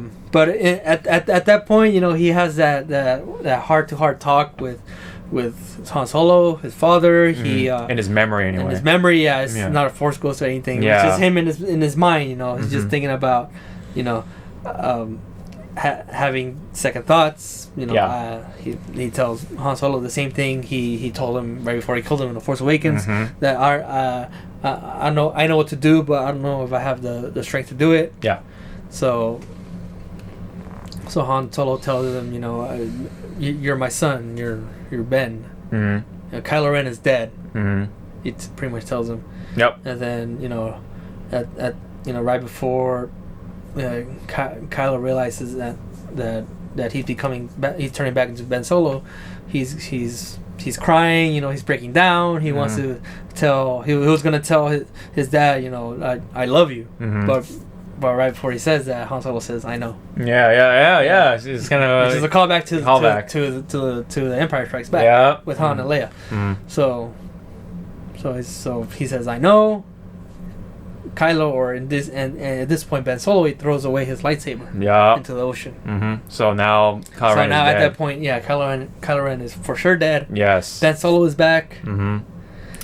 So and from there, it we don't see what happens to Ben at that point. So there's a scene with Palpatine. He's pretty much like pissed, like oh well, we lost Kylo at this point. But now he wants to show off the power of his fleet and has one of his ships or something like that. Like there's some ships scattered. I'm not sure, but there was one Star Destroyer right on Kijimi, and aims a cannon and blows up the planet with that new cannon or whatever. Because these Star Destroyers are equipped with planet killing weapons, and so Kijimi boom, boom, like gone, just like that, without even without a Death Star. Now each ship has that kind of power. Yeah. And I think pretty much like Poe and the others, or Poe tells them, hey, they got planet killing weapons or whatever, and that's definitely that adds to like the hope is lost sort of thing. But because Rey is transmitting the coordinates and stuff like that, they, now that they know or pretty much know where they are, they're gonna try to go fight the final order. Yeah. Yeah. The final order. They have that on Exegol. They gather up the remaining troops. Lando's there. They have way more troops than they had in The Last Jedi somehow. Yeah. I guess they managed to reach out to more of the Resistance during that time period between The Last Jedi and The Rise of Skywalker. But yeah, they have a lot more troops, a lot more ships. They gather up. They 3PO gets his memory back. Yeah, because R2, turns out he had a backup. Yeah. C3PO, like he was saying something and it like cut off and then he's just because he meets R2 and then 3PO's like, wait, who are you? I don't know you. And then R2's like, wait, what the hell? That's when it cuts to 3PO getting his memory back. Yeah, just like that. So I don't know, that kind of like I want to say it defeats the whole it diffuses the whole tension. You know what I mean with like C3PO. Like I felt like they should have taken that extra step to like actually kill him off. In my opinion, I don't like. They should have put a little more tension to that.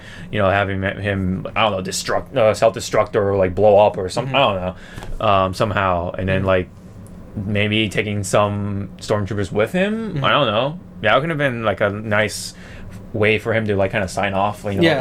Because pretty much like all the older Star Wars characters are they're dying off, like Han Solo, Leia, and stuff like that. And remember like when Poe, Finn, and Chewie came back and they found out the General Leia is dead. Yeah. Chewie, man, he broke down. He broke down. Yeah. And I was like, damn. Yeah, that kind of got me. Yeah. The way he like just fell on his knees and shit. Yeah. Just, oh man, it was heartbreaking. It was very heartbreaking to see. Yep.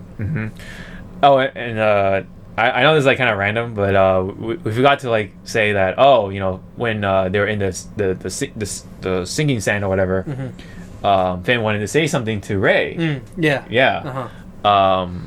Which, well, I guess we can explain later.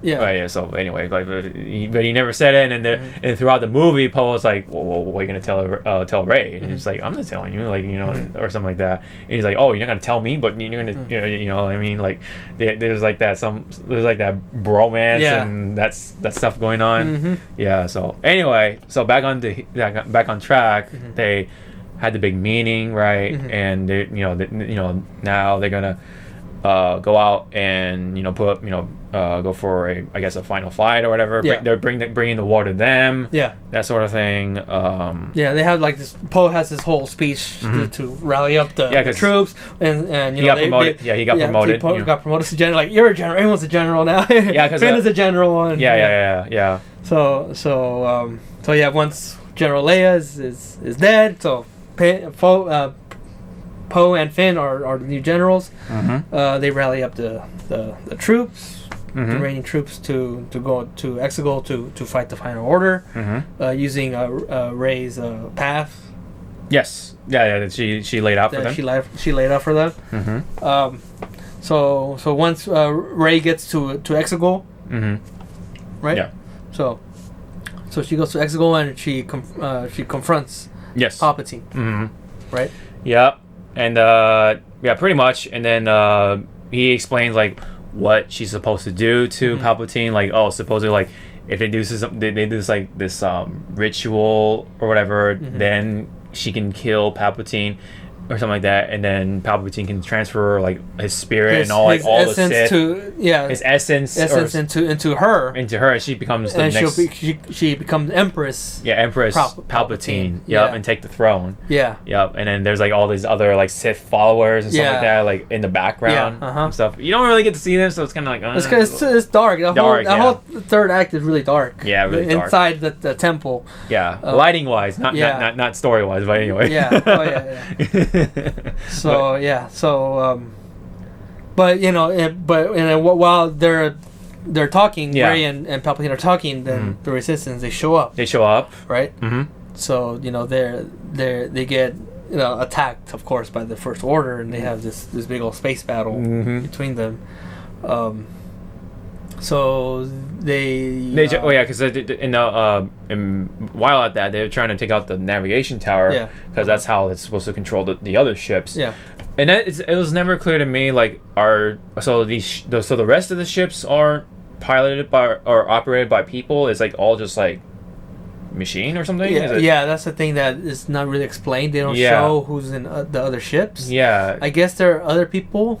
There's some other like few other crews, and then like the rest of them are they can be robots, it can be droids, it can be it can be all droids or something. And so like but I don't know. I don't think the First Order uses a lot of droids like 3PO kind of droids. I don't think maybe some, but I think they're mostly just humans or clones, I guess. Clones, because like First Order, they took children away to build an army, to train them and stuff, to be whatever like elites and stuff like that. And then there's Palpatine's Final Order, which I guess has the Sith troopers. They have the red armor and stuff. So I guess they have people inside. Like because again, like it doesn't show, like it wasn't clear, like was it like all people? Was it like half droids and people, or was it all people and then little people? I don't know. Anyway, so they try to take out the tower. Right, but then they shut off the tower and then send the coordinates to the main ship. Main ship, and then so now their new mission was to take off the main ship. Yes, but their shield are too powerful or something, so they have to land on the actual Star Destroyer and take it out by hand, I guess you could say. by the troops. Which was I thought was pretty cool. I like the whole action sequences in this movie. They're handled pretty well. Like there's like a lot of tension, a lot of high stakes going on. So I really enjoy the action shots in this movie. There's a lot of chaos going on. A lot of pew pew, a lot of shit, shit that you like in Star Wars. It's here. It's very present. Heavily present in this movie. So that was cool. That's if you like that sort of stuff. Then you'll enjoy the action shots. To pick up. You really enjoy the actions. In this, even though it's still somewhat messy, but so that's pretty cool. So when they got onto the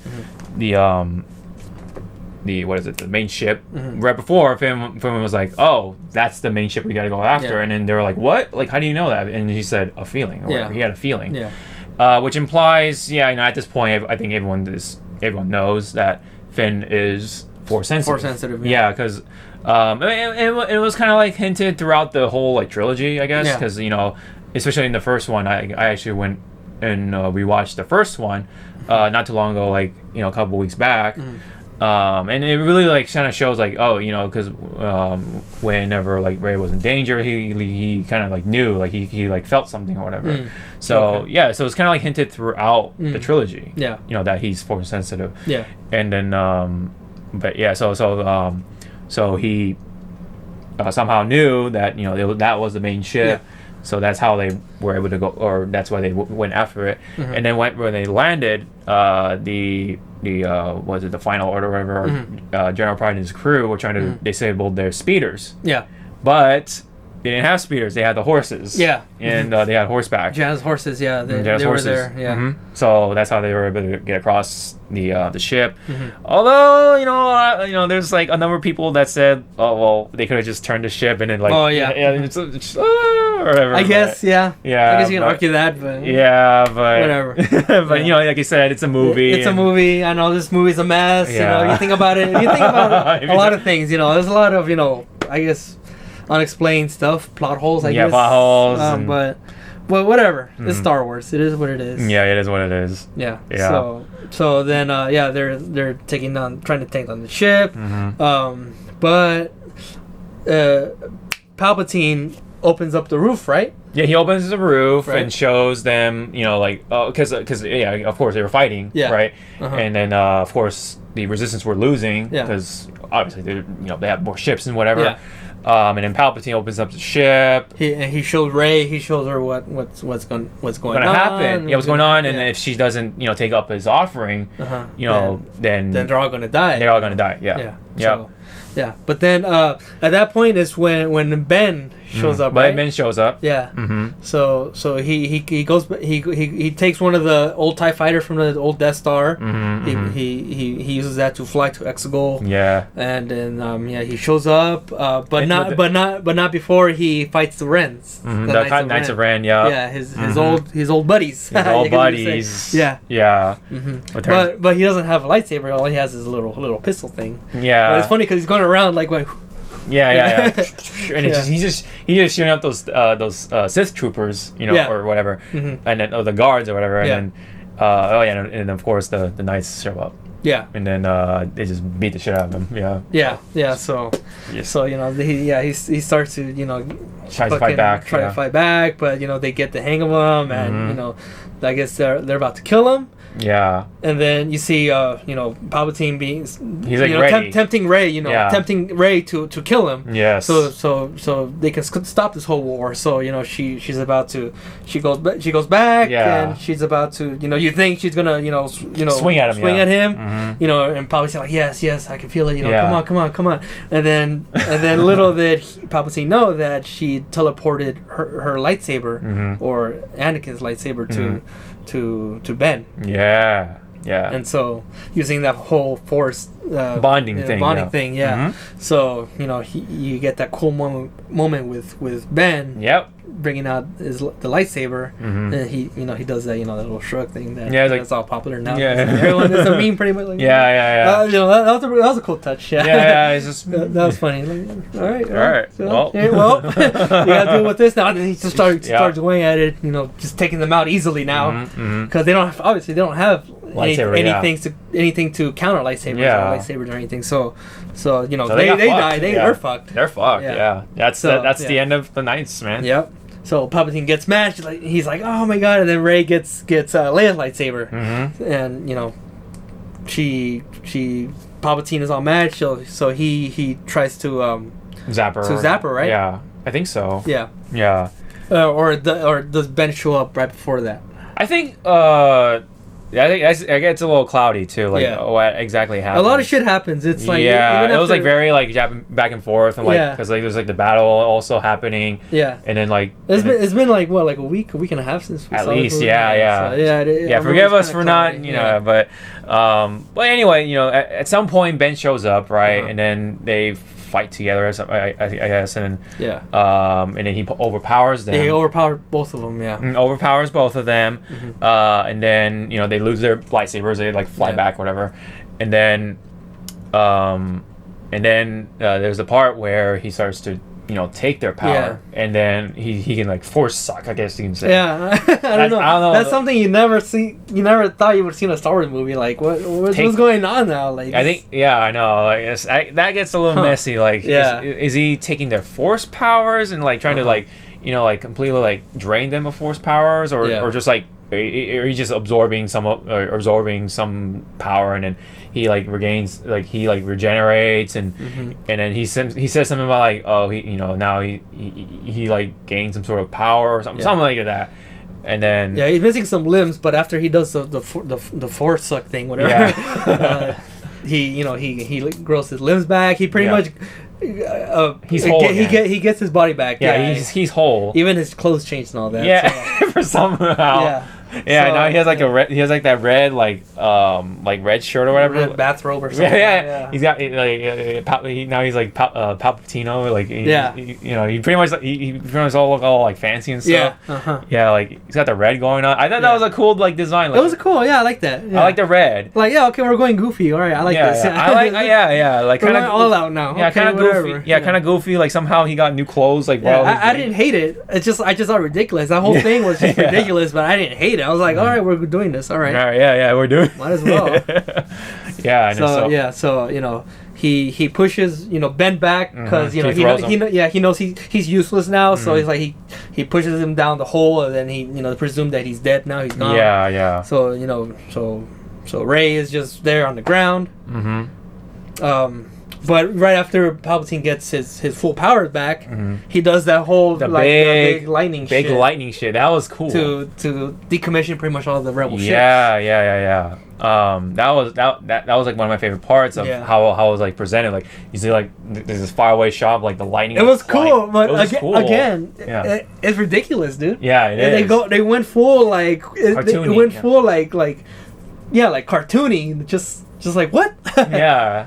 Yeah, again, like all right, we're like this whole third act was just weird, dude. It was all over the place. But then again, I didn't hate it. Yeah. Like it was still fun. I had a good time with it. I didn't think too much into it, but it's like, what? Yeah, definitely. It's like one of those things. It's one of these movies where if you start really thinking about it, it starts to get like a little worse. You know what I mean? Like when you try to like break things down, it's like okay, now it's time to like. But if you take it for what it is, it's still enjoyable. It's just like whoa, all of a sudden like he just does this like big lightning thing, and it's just like happens so like he happened to aim at just only those ships. His own ships. Yeah. Oh, but of course. Before that, we gotta go back a bit, like so like the resistance was losing, right? And then Poe was like, "I'm sorry, guys, I couldn't, I couldn't lead us to victory or whatever." And then no, that was after the lightning thing. No, because the all those ships came, and then. Oh yeah, that's right. Yeah, the ships. Yeah, so we had to went back a little bit too, because like that was a cool scene too. Like hope was lost for Poe. He's like, sorry guys, like I couldn't do it or whatever. And I'm sorry to you all. Yeah. I let you all down.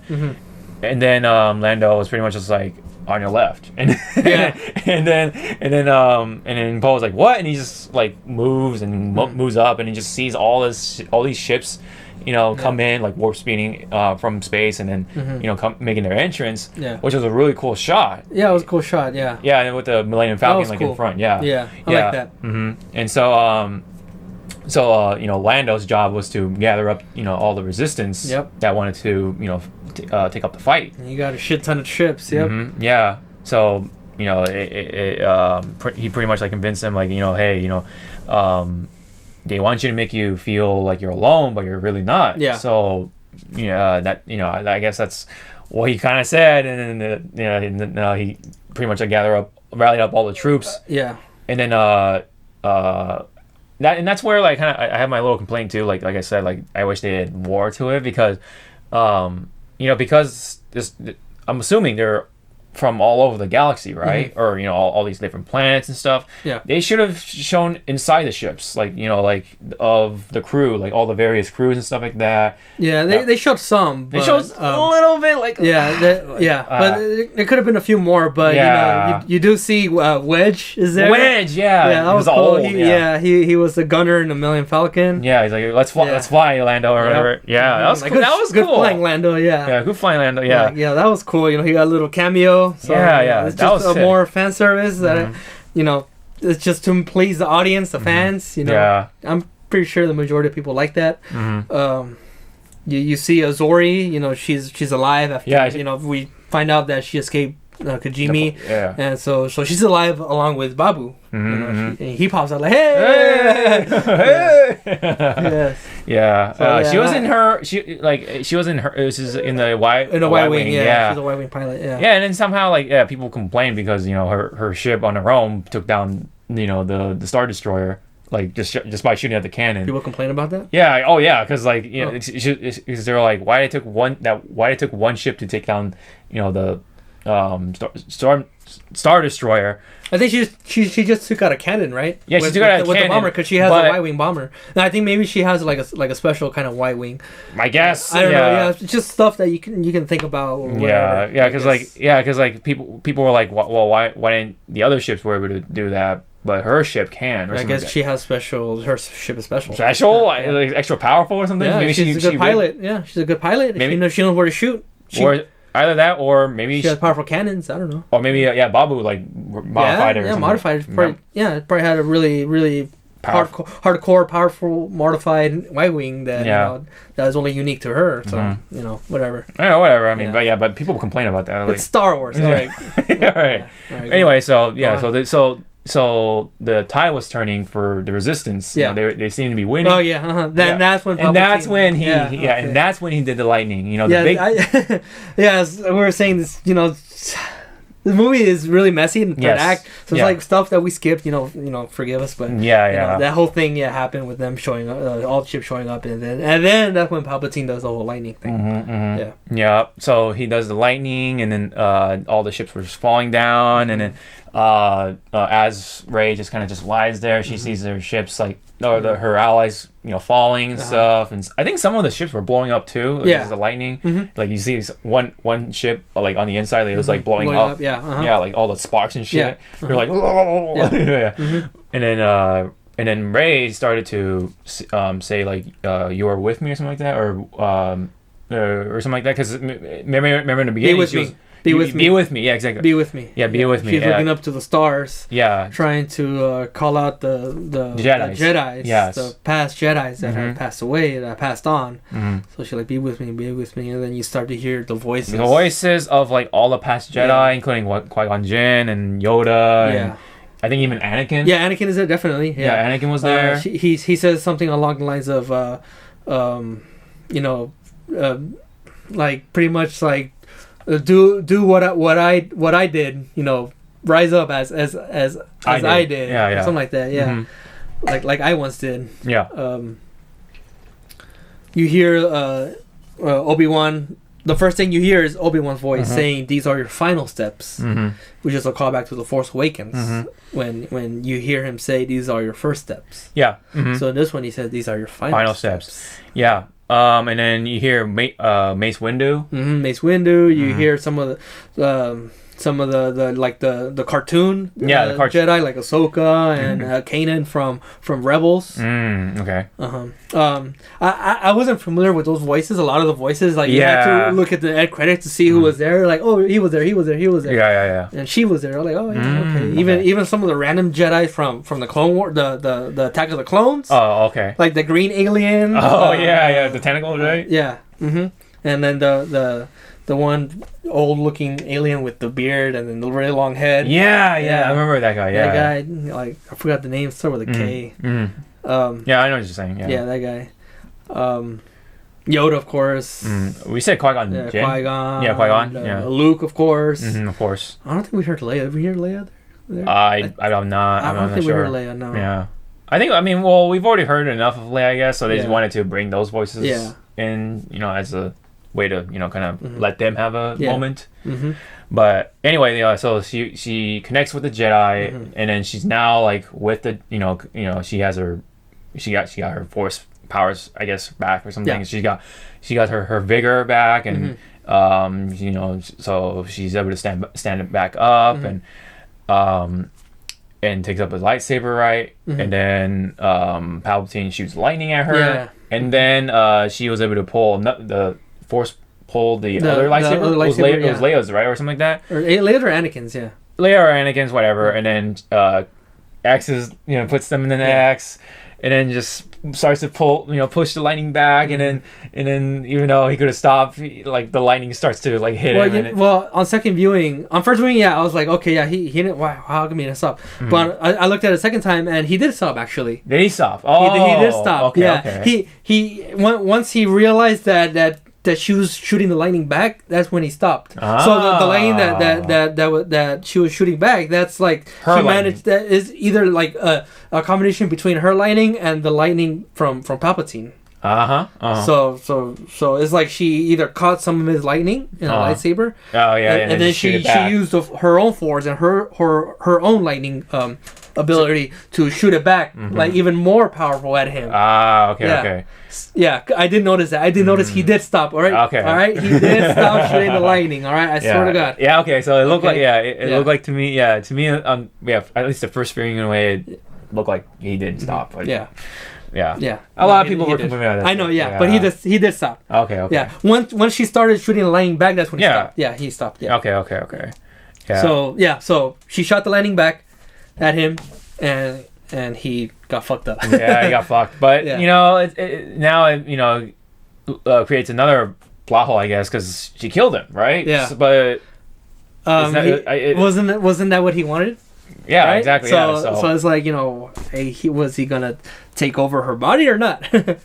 I guess I don't know. I guess because she's a true Jedi. I guess from like the whole Rise thing. Yeah. Rise up, whatever. Yeah. The whole, voice echoing and all that, I guess that made her powerful or something. More powerful. I guess that made her the Jedi Lord or something. The Jedi Master. A Jedi Master, because that way Palpatine wouldn't take over her body. I guess. I don't know. Yeah, it's just stuff that you can think about, however you want to interpret it. Maybe it is a plot hole, I guess.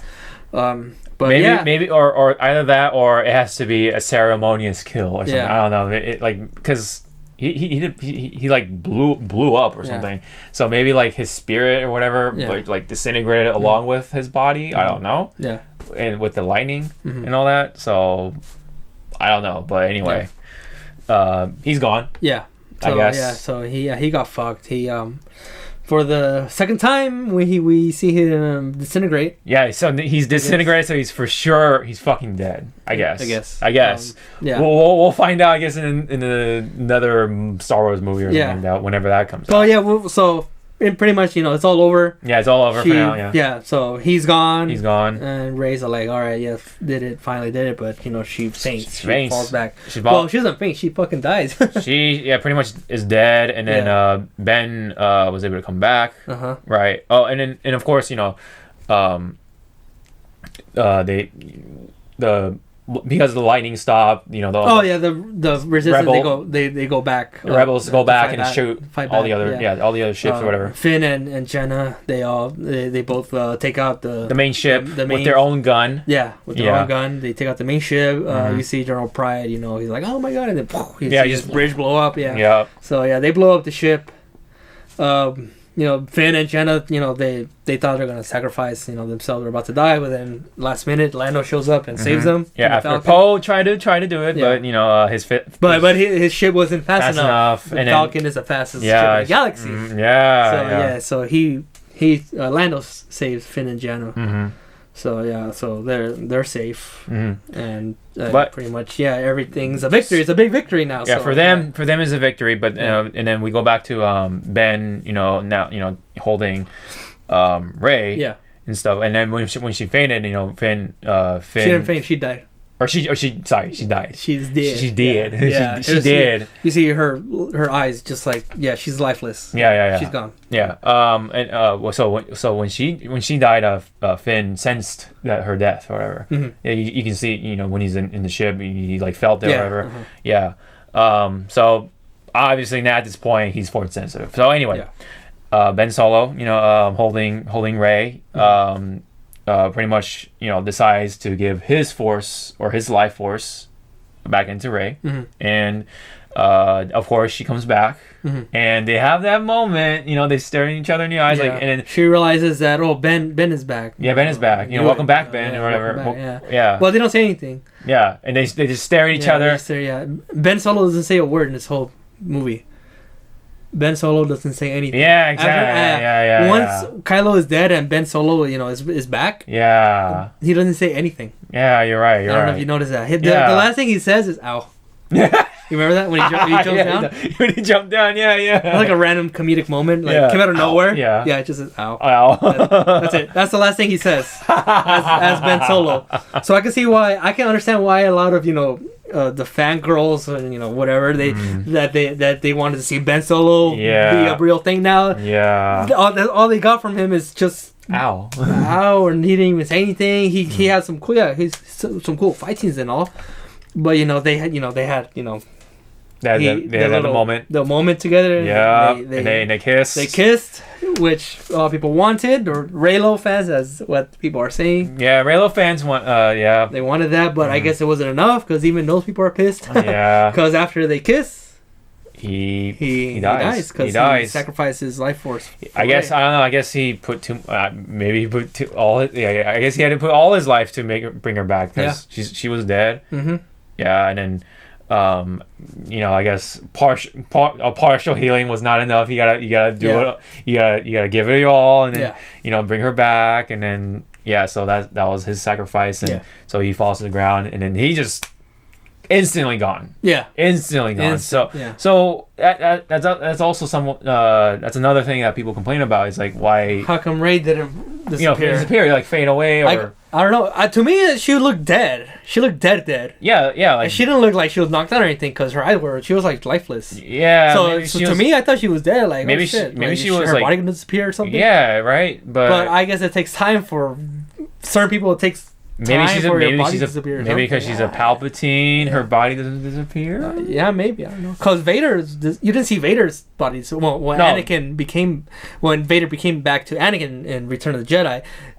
You just saw, he got cremated. His body. You didn't see his body disappear. You saw, you just saw the suit get burnt, get cremated. Yeah. But you didn't see the body disappear right away. Mm-hmm. So we don't know if did his body disappear too, or is his body still there? So I don't know. Yeah, it's kind of inconsistent in that. Yeah. So I don't know. It is. Yeah, it's weird. It's weird. Like maybe because we were saying like we had a discussion over we were having dinner and stuff. Maybe the Sith are that durable, and she has the blood of Palpatine. So I guess her body is like more durable. Yeah. So if she doesn't disappear right away, and she's so there and because she has blood of Palpatine, even though she is a Jedi. Mm-hmm. She got Palpatine blood, so she won't disappear right away. Yeah. And so, if she has a chance to get revived or something, maybe that's why she, didn't disappear right away. Mm-hmm. And on top of that, not only Ben Solo disappeared, vanished, Leia, her body disappeared. Oh yeah. Yeah. You see the blanket or whatever, just Mm-hmm. So that too, Leia's body didn't disappear too. Yeah. It only disappeared when Ben died. Ben disappeared, yeah. Yeah. So is it just Ben? Because remember, and also when Obi-Wan Kenobi died, he disappeared right away. Right away. It's all inconsistent. Yeah. Qui-Gon's body didn't disappear. No, Qui-Gon's body got cremated. He got cremated. Oh yeah, because that was before he knew. I guess before they knew how to do the Force Ghost. Yeah. Yeah. So I guess though I guess because I guess because Obi-Wan's body disappeared right away because I guess he knew what to do, he knew what was coming, so he knew it was coming. Yeah, he was prepared. He was gonna die anyway. So I guess that explains that. So I guess maybe disappearing away is them knowing they're gonna become Force ghosts. Yeah. So I guess Ben just wanted to just go. I don't know. I don't know. I think we're just thinking too much into it. Yeah, it's very inconsistent either way. Even though we're trying to make logic out of this, it's just you can't really make logic out of Star Wars. Yeah, that's true. We're being realistic. You wouldn't hear jack shit during space battles because there's no sound in space. Yeah, it's just your. Yeah, not even. Yeah, not even. you want a realistic space movie, go see Ad Astra. Oh yeah. Shit, that movie was like fucking crazy, dude. yeah. Like, it was a good movie and all, but it's just like, like, it's just too realistic. We're just like, oh my god, like, like it can get like just slow at times. Like it took a little too far. Yeah, a little too far with the science and realism. And but all that. I guess in a way it makes that movie more unique. And that's yeah, of course. It's a very very real take on space. Same with Gravity. I haven't seen Gravity, but that's also more realistic kind of movie. But back on the Star Wars. Yeah. Back on the Star Wars. So Ben Solo's dead. Leia's gone too. And then like after they had a moment of kissing or whatever. Yeah. So to me, like I'm just like what? But because like I thought it was just gonna be like friends or whatever. You know what I mean? Because it's like a welcome back. Like hey, like you're gonna have a hug or whatever. But damn, I'm like all right, gonna kiss each other. Like okay, like maybe I guess he had feelings all along. I don't know, like because it seemed like she had more feelings towards Finn, or there was more going on with Finn and Rey than there was Solo or Ben and Rey. I don't know. But, I don't know either. But then I guess that happened. It happened. It happened. I didn't really, care much about it. Yeah. They had the kids. I was like, oh shit. Okay, they went for it. Yeah. So they had their little celebration thing while everyone was celebrating. You see the planet Endor. They're the Force Moon of Endor. They were celebrating the Ewoks. The Cloud City. They were celebrating. Because they managed to take down the Star Destroyers that were around. Right. Were those? Those are from the Final Order, I guess, or the First Order. No, the Final Order. Okay, they were there. Yeah, because they had the cannons ready to shoot at. That's right. Planets, yeah, that's right. So they managed to take them down. Somehow, there was one that was like the one that did the hold maneuver with the light speed. Oh, so is that what it was? Yeah. Oh, okay. That's why I got split in half. Okay. You see the same style, the same. Oh, you're right. The same shot. It's like. Oh yeah, I was just like, I was like, damn, they had a weapon or something. But they did the maneuver. The maneuver, yeah. Oh, okay. The Holdo maneuver, the infamous maneuver, everyone's like divided on. Yeah. I don't know, whatever. Okay, I'm gonna admit that was one of the cool moments. That whole. No, it was cool and all. Yeah. But anyway, so so you see all the ships being destroyed. There's one in Jakku, and you see those being taken down. Yeah. So everyone is happy. Final Order is no more. And the First Order as well. Yeah, so they go back to the Resistance planet, the base, and everyone's hugging each other, and everyone's having a good time. Yeah. They're like just celebrating, and then of course like in the background, like I mean you might notice by now, but like there was like that the lesbian couple kissing and stuff. Yeah, it was a quick. It was a quick one. It wasn't like like right in your face or anything. But it's like, but you notice it's like right there. Yeah. Like, it was like the first thing in the background that was happening. But anyway, like I just wanted to point that out. And then everyone's celebrating, and then of course Rey, Finn, Poe all come back together. They hug it out and stuff, and then Chewie got when he was talking to what was her name? Maz Kanata. Maz Kanata. She handed Chewie the medal. That was Solo. Was that Solo's medal, or was that Skywalker's medal, or is it just a medal? No, it was. I think it was just a medal that Leia was hanging onto. It could have been Solo's. We're not sure. I'm gonna assume that's Solo's medal. Yeah. Because remember Luke and Solo were awarded the medals. Yeah. But for some reason Chewie was never awarded the medal, even though he kind of. So that was a little like extra fan service. Like he finally got his medal. He got his medal. Yeah. Yeah. Yeah. So he got his medal. Everyone's happy. Lando has a little talk with Janna. Yeah. That she's like, I don't know who. Hey, where you from or something? Yeah, I don't know who my parents are. And, and he's like, oh, well, let's find out. Yeah. Okay. All right, cool. I think that's implied that she's his daughter. Ah, okay. Yeah, I think so. Mm-hmm. Yeah.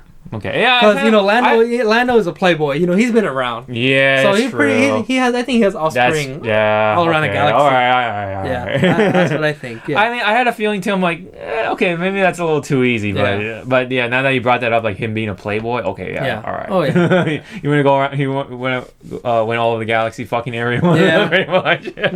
Pretty much. There's Lando for you. Yeah, that's Lando. Yeah, he's definitely a player. But anyway, yeah. So I thought for some reason like there might have I had a feeling there might have been something between Finn and Jenna, but I guess no. no, they're just friends, I guess. So, yeah, she went with Lando instead.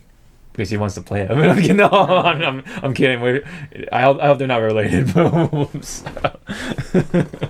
That would be really weird. Yeah, it would be weird, yeah. But it's not the first time, because remember Leia kissed Luke? Yeah. But they didn't know. Yeah. So, but anyway, that's some of the weird romance that occurred in the Star Wars universe.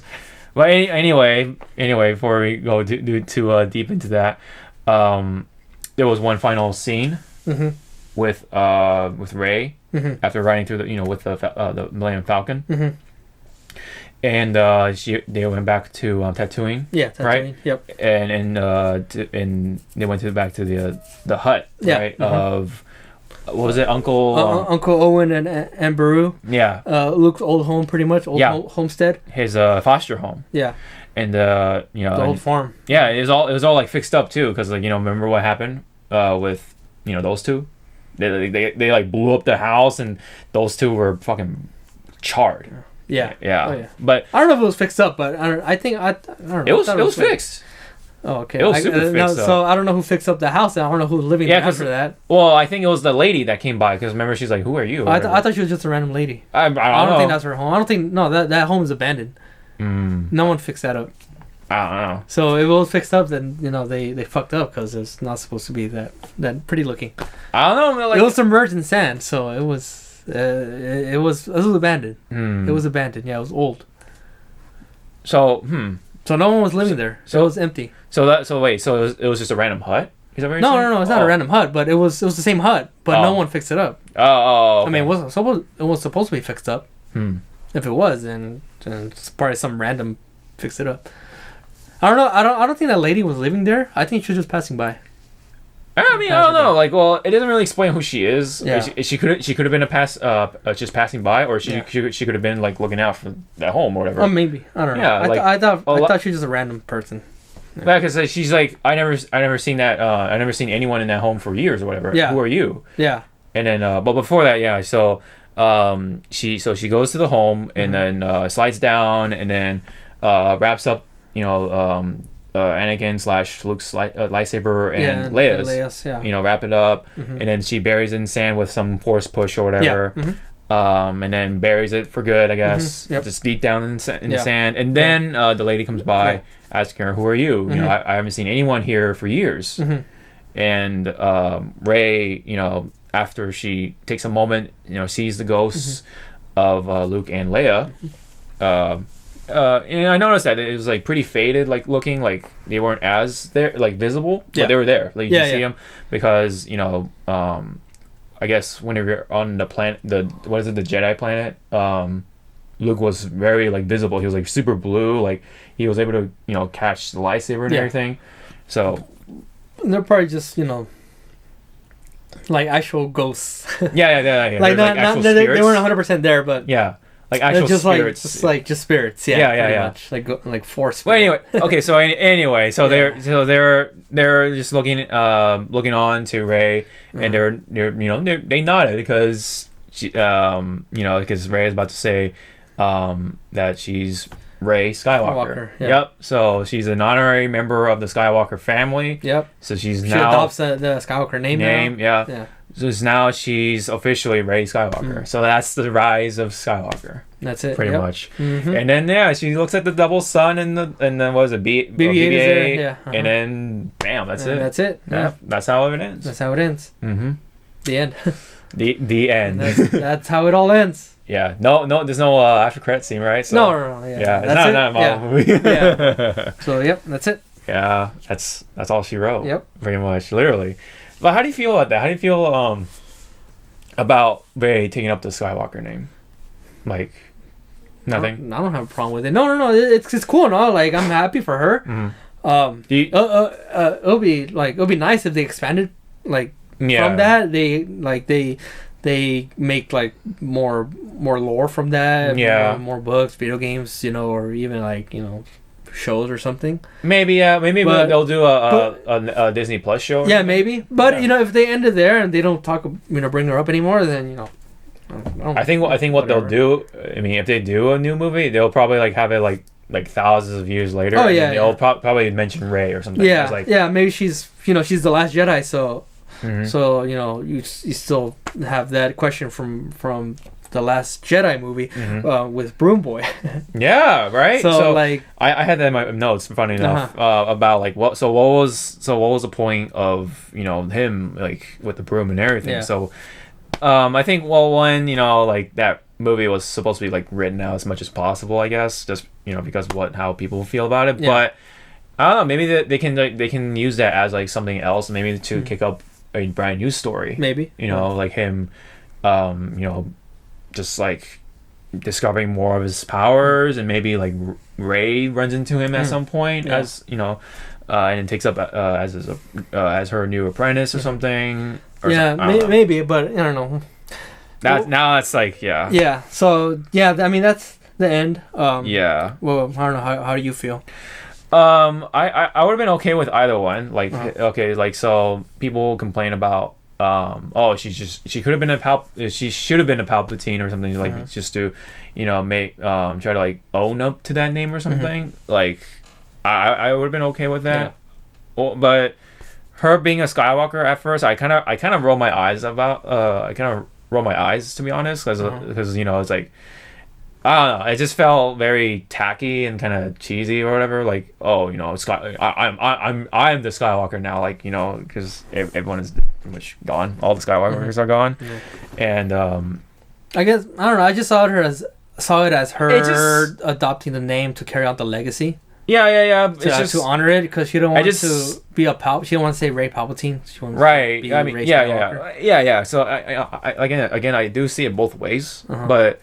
If she is gonna be a Skywalker, I felt like it should have, it wasn't well earned in my opinion, because of how this whole trilogy was kind of written. Yeah. And I think, Last Jedi should have been the opportunity to have her earn the Skywalker name, but because of what happened, that didn't happen. That it didn't go so well. Yeah. So if it wasn't for what Last Jedi turned out to be, then okay, maybe the whole Skywalker name, the honorary thing could have been cool. Yeah, I would have bought that a lot better. But because of what was presented, it just didn't feel right with me. It just didn't feel. It just didn't feel she earned it well enough. It just kind of felt I guess kind of tacked on, or kind of very really tacky, and just I don't know. It just didn't. It just didn't land as well as it should have, Yeah, no, I get what you mean. Yeah. And people wanted Ben Solo to be the last Skywalker. Yeah, the real Skywalker, because he is the Skywalker blood. So people wanted that. I really honestly thought that Rey is gonna die, and Ben is gonna carry on the Jedi. And now that he redeemed himself and.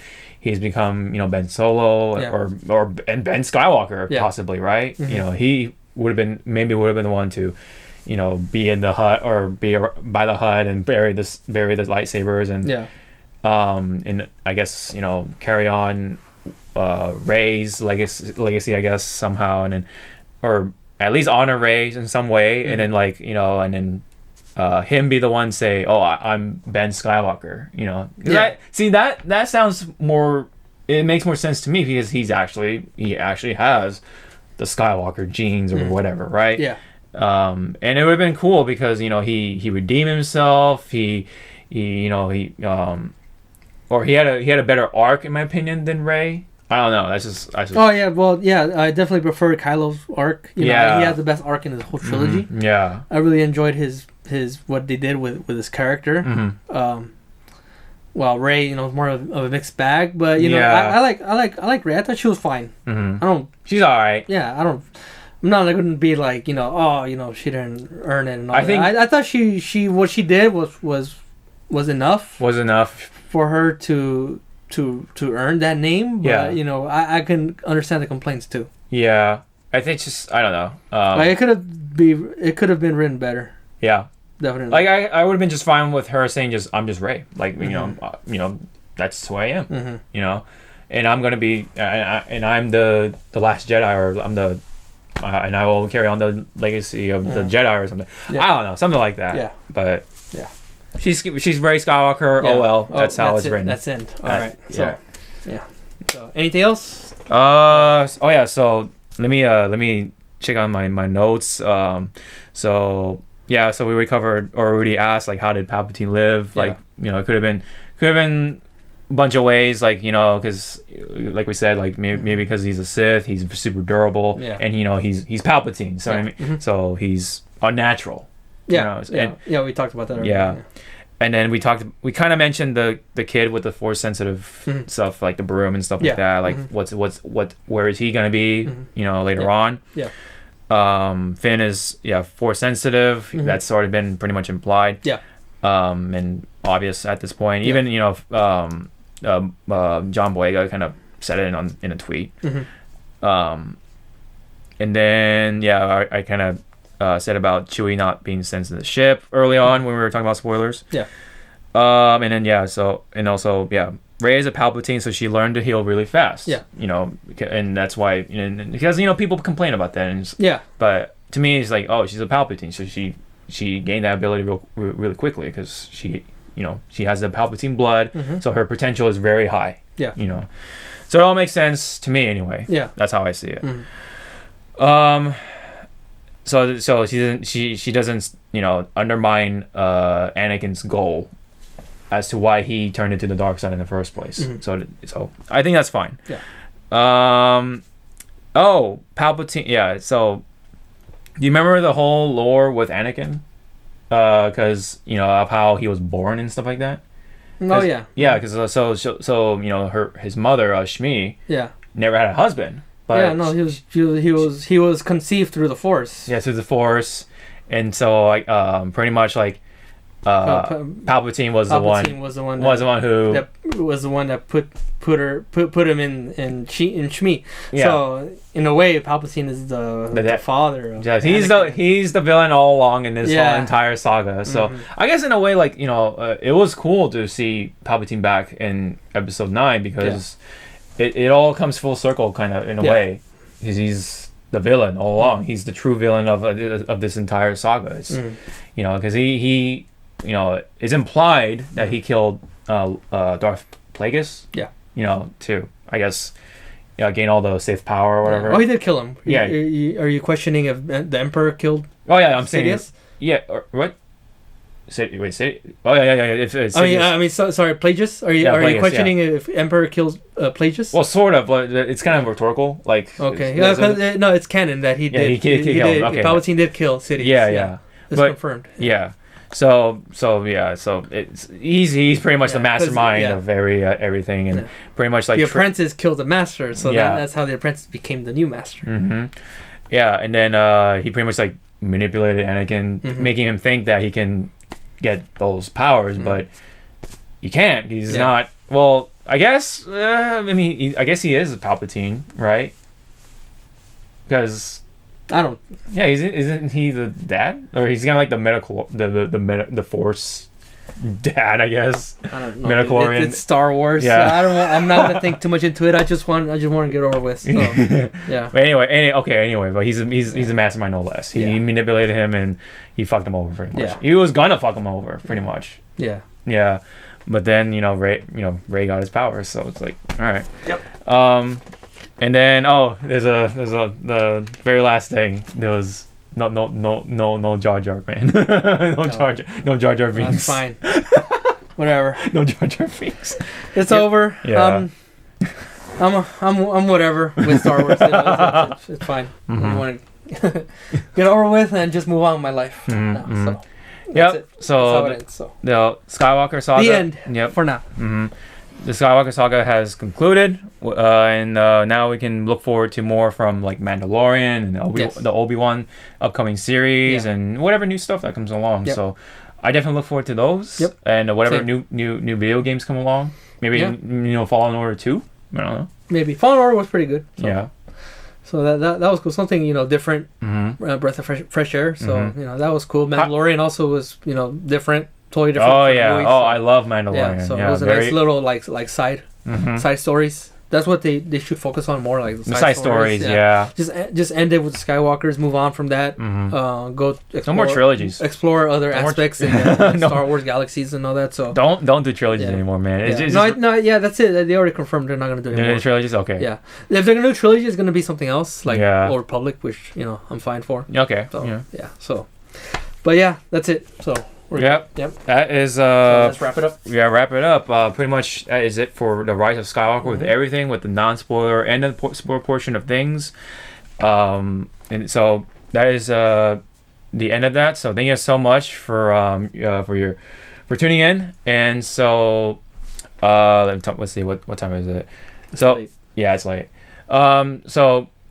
I guess we're not going to do this in the same session, but we will at some point do a top or best to worst Star Wars movies with our list and stuff like that. We got them ready, so the next time we come together, we'll make that video. Yeah, definitely. Yep, and then at some point we will definitely do the top 10 movies of 2019 from both of us as well. So please look forward to those. But for now, thank you guys so much. Any comments or welcome for Rise of Skywalker? What do you guys think of it at this point?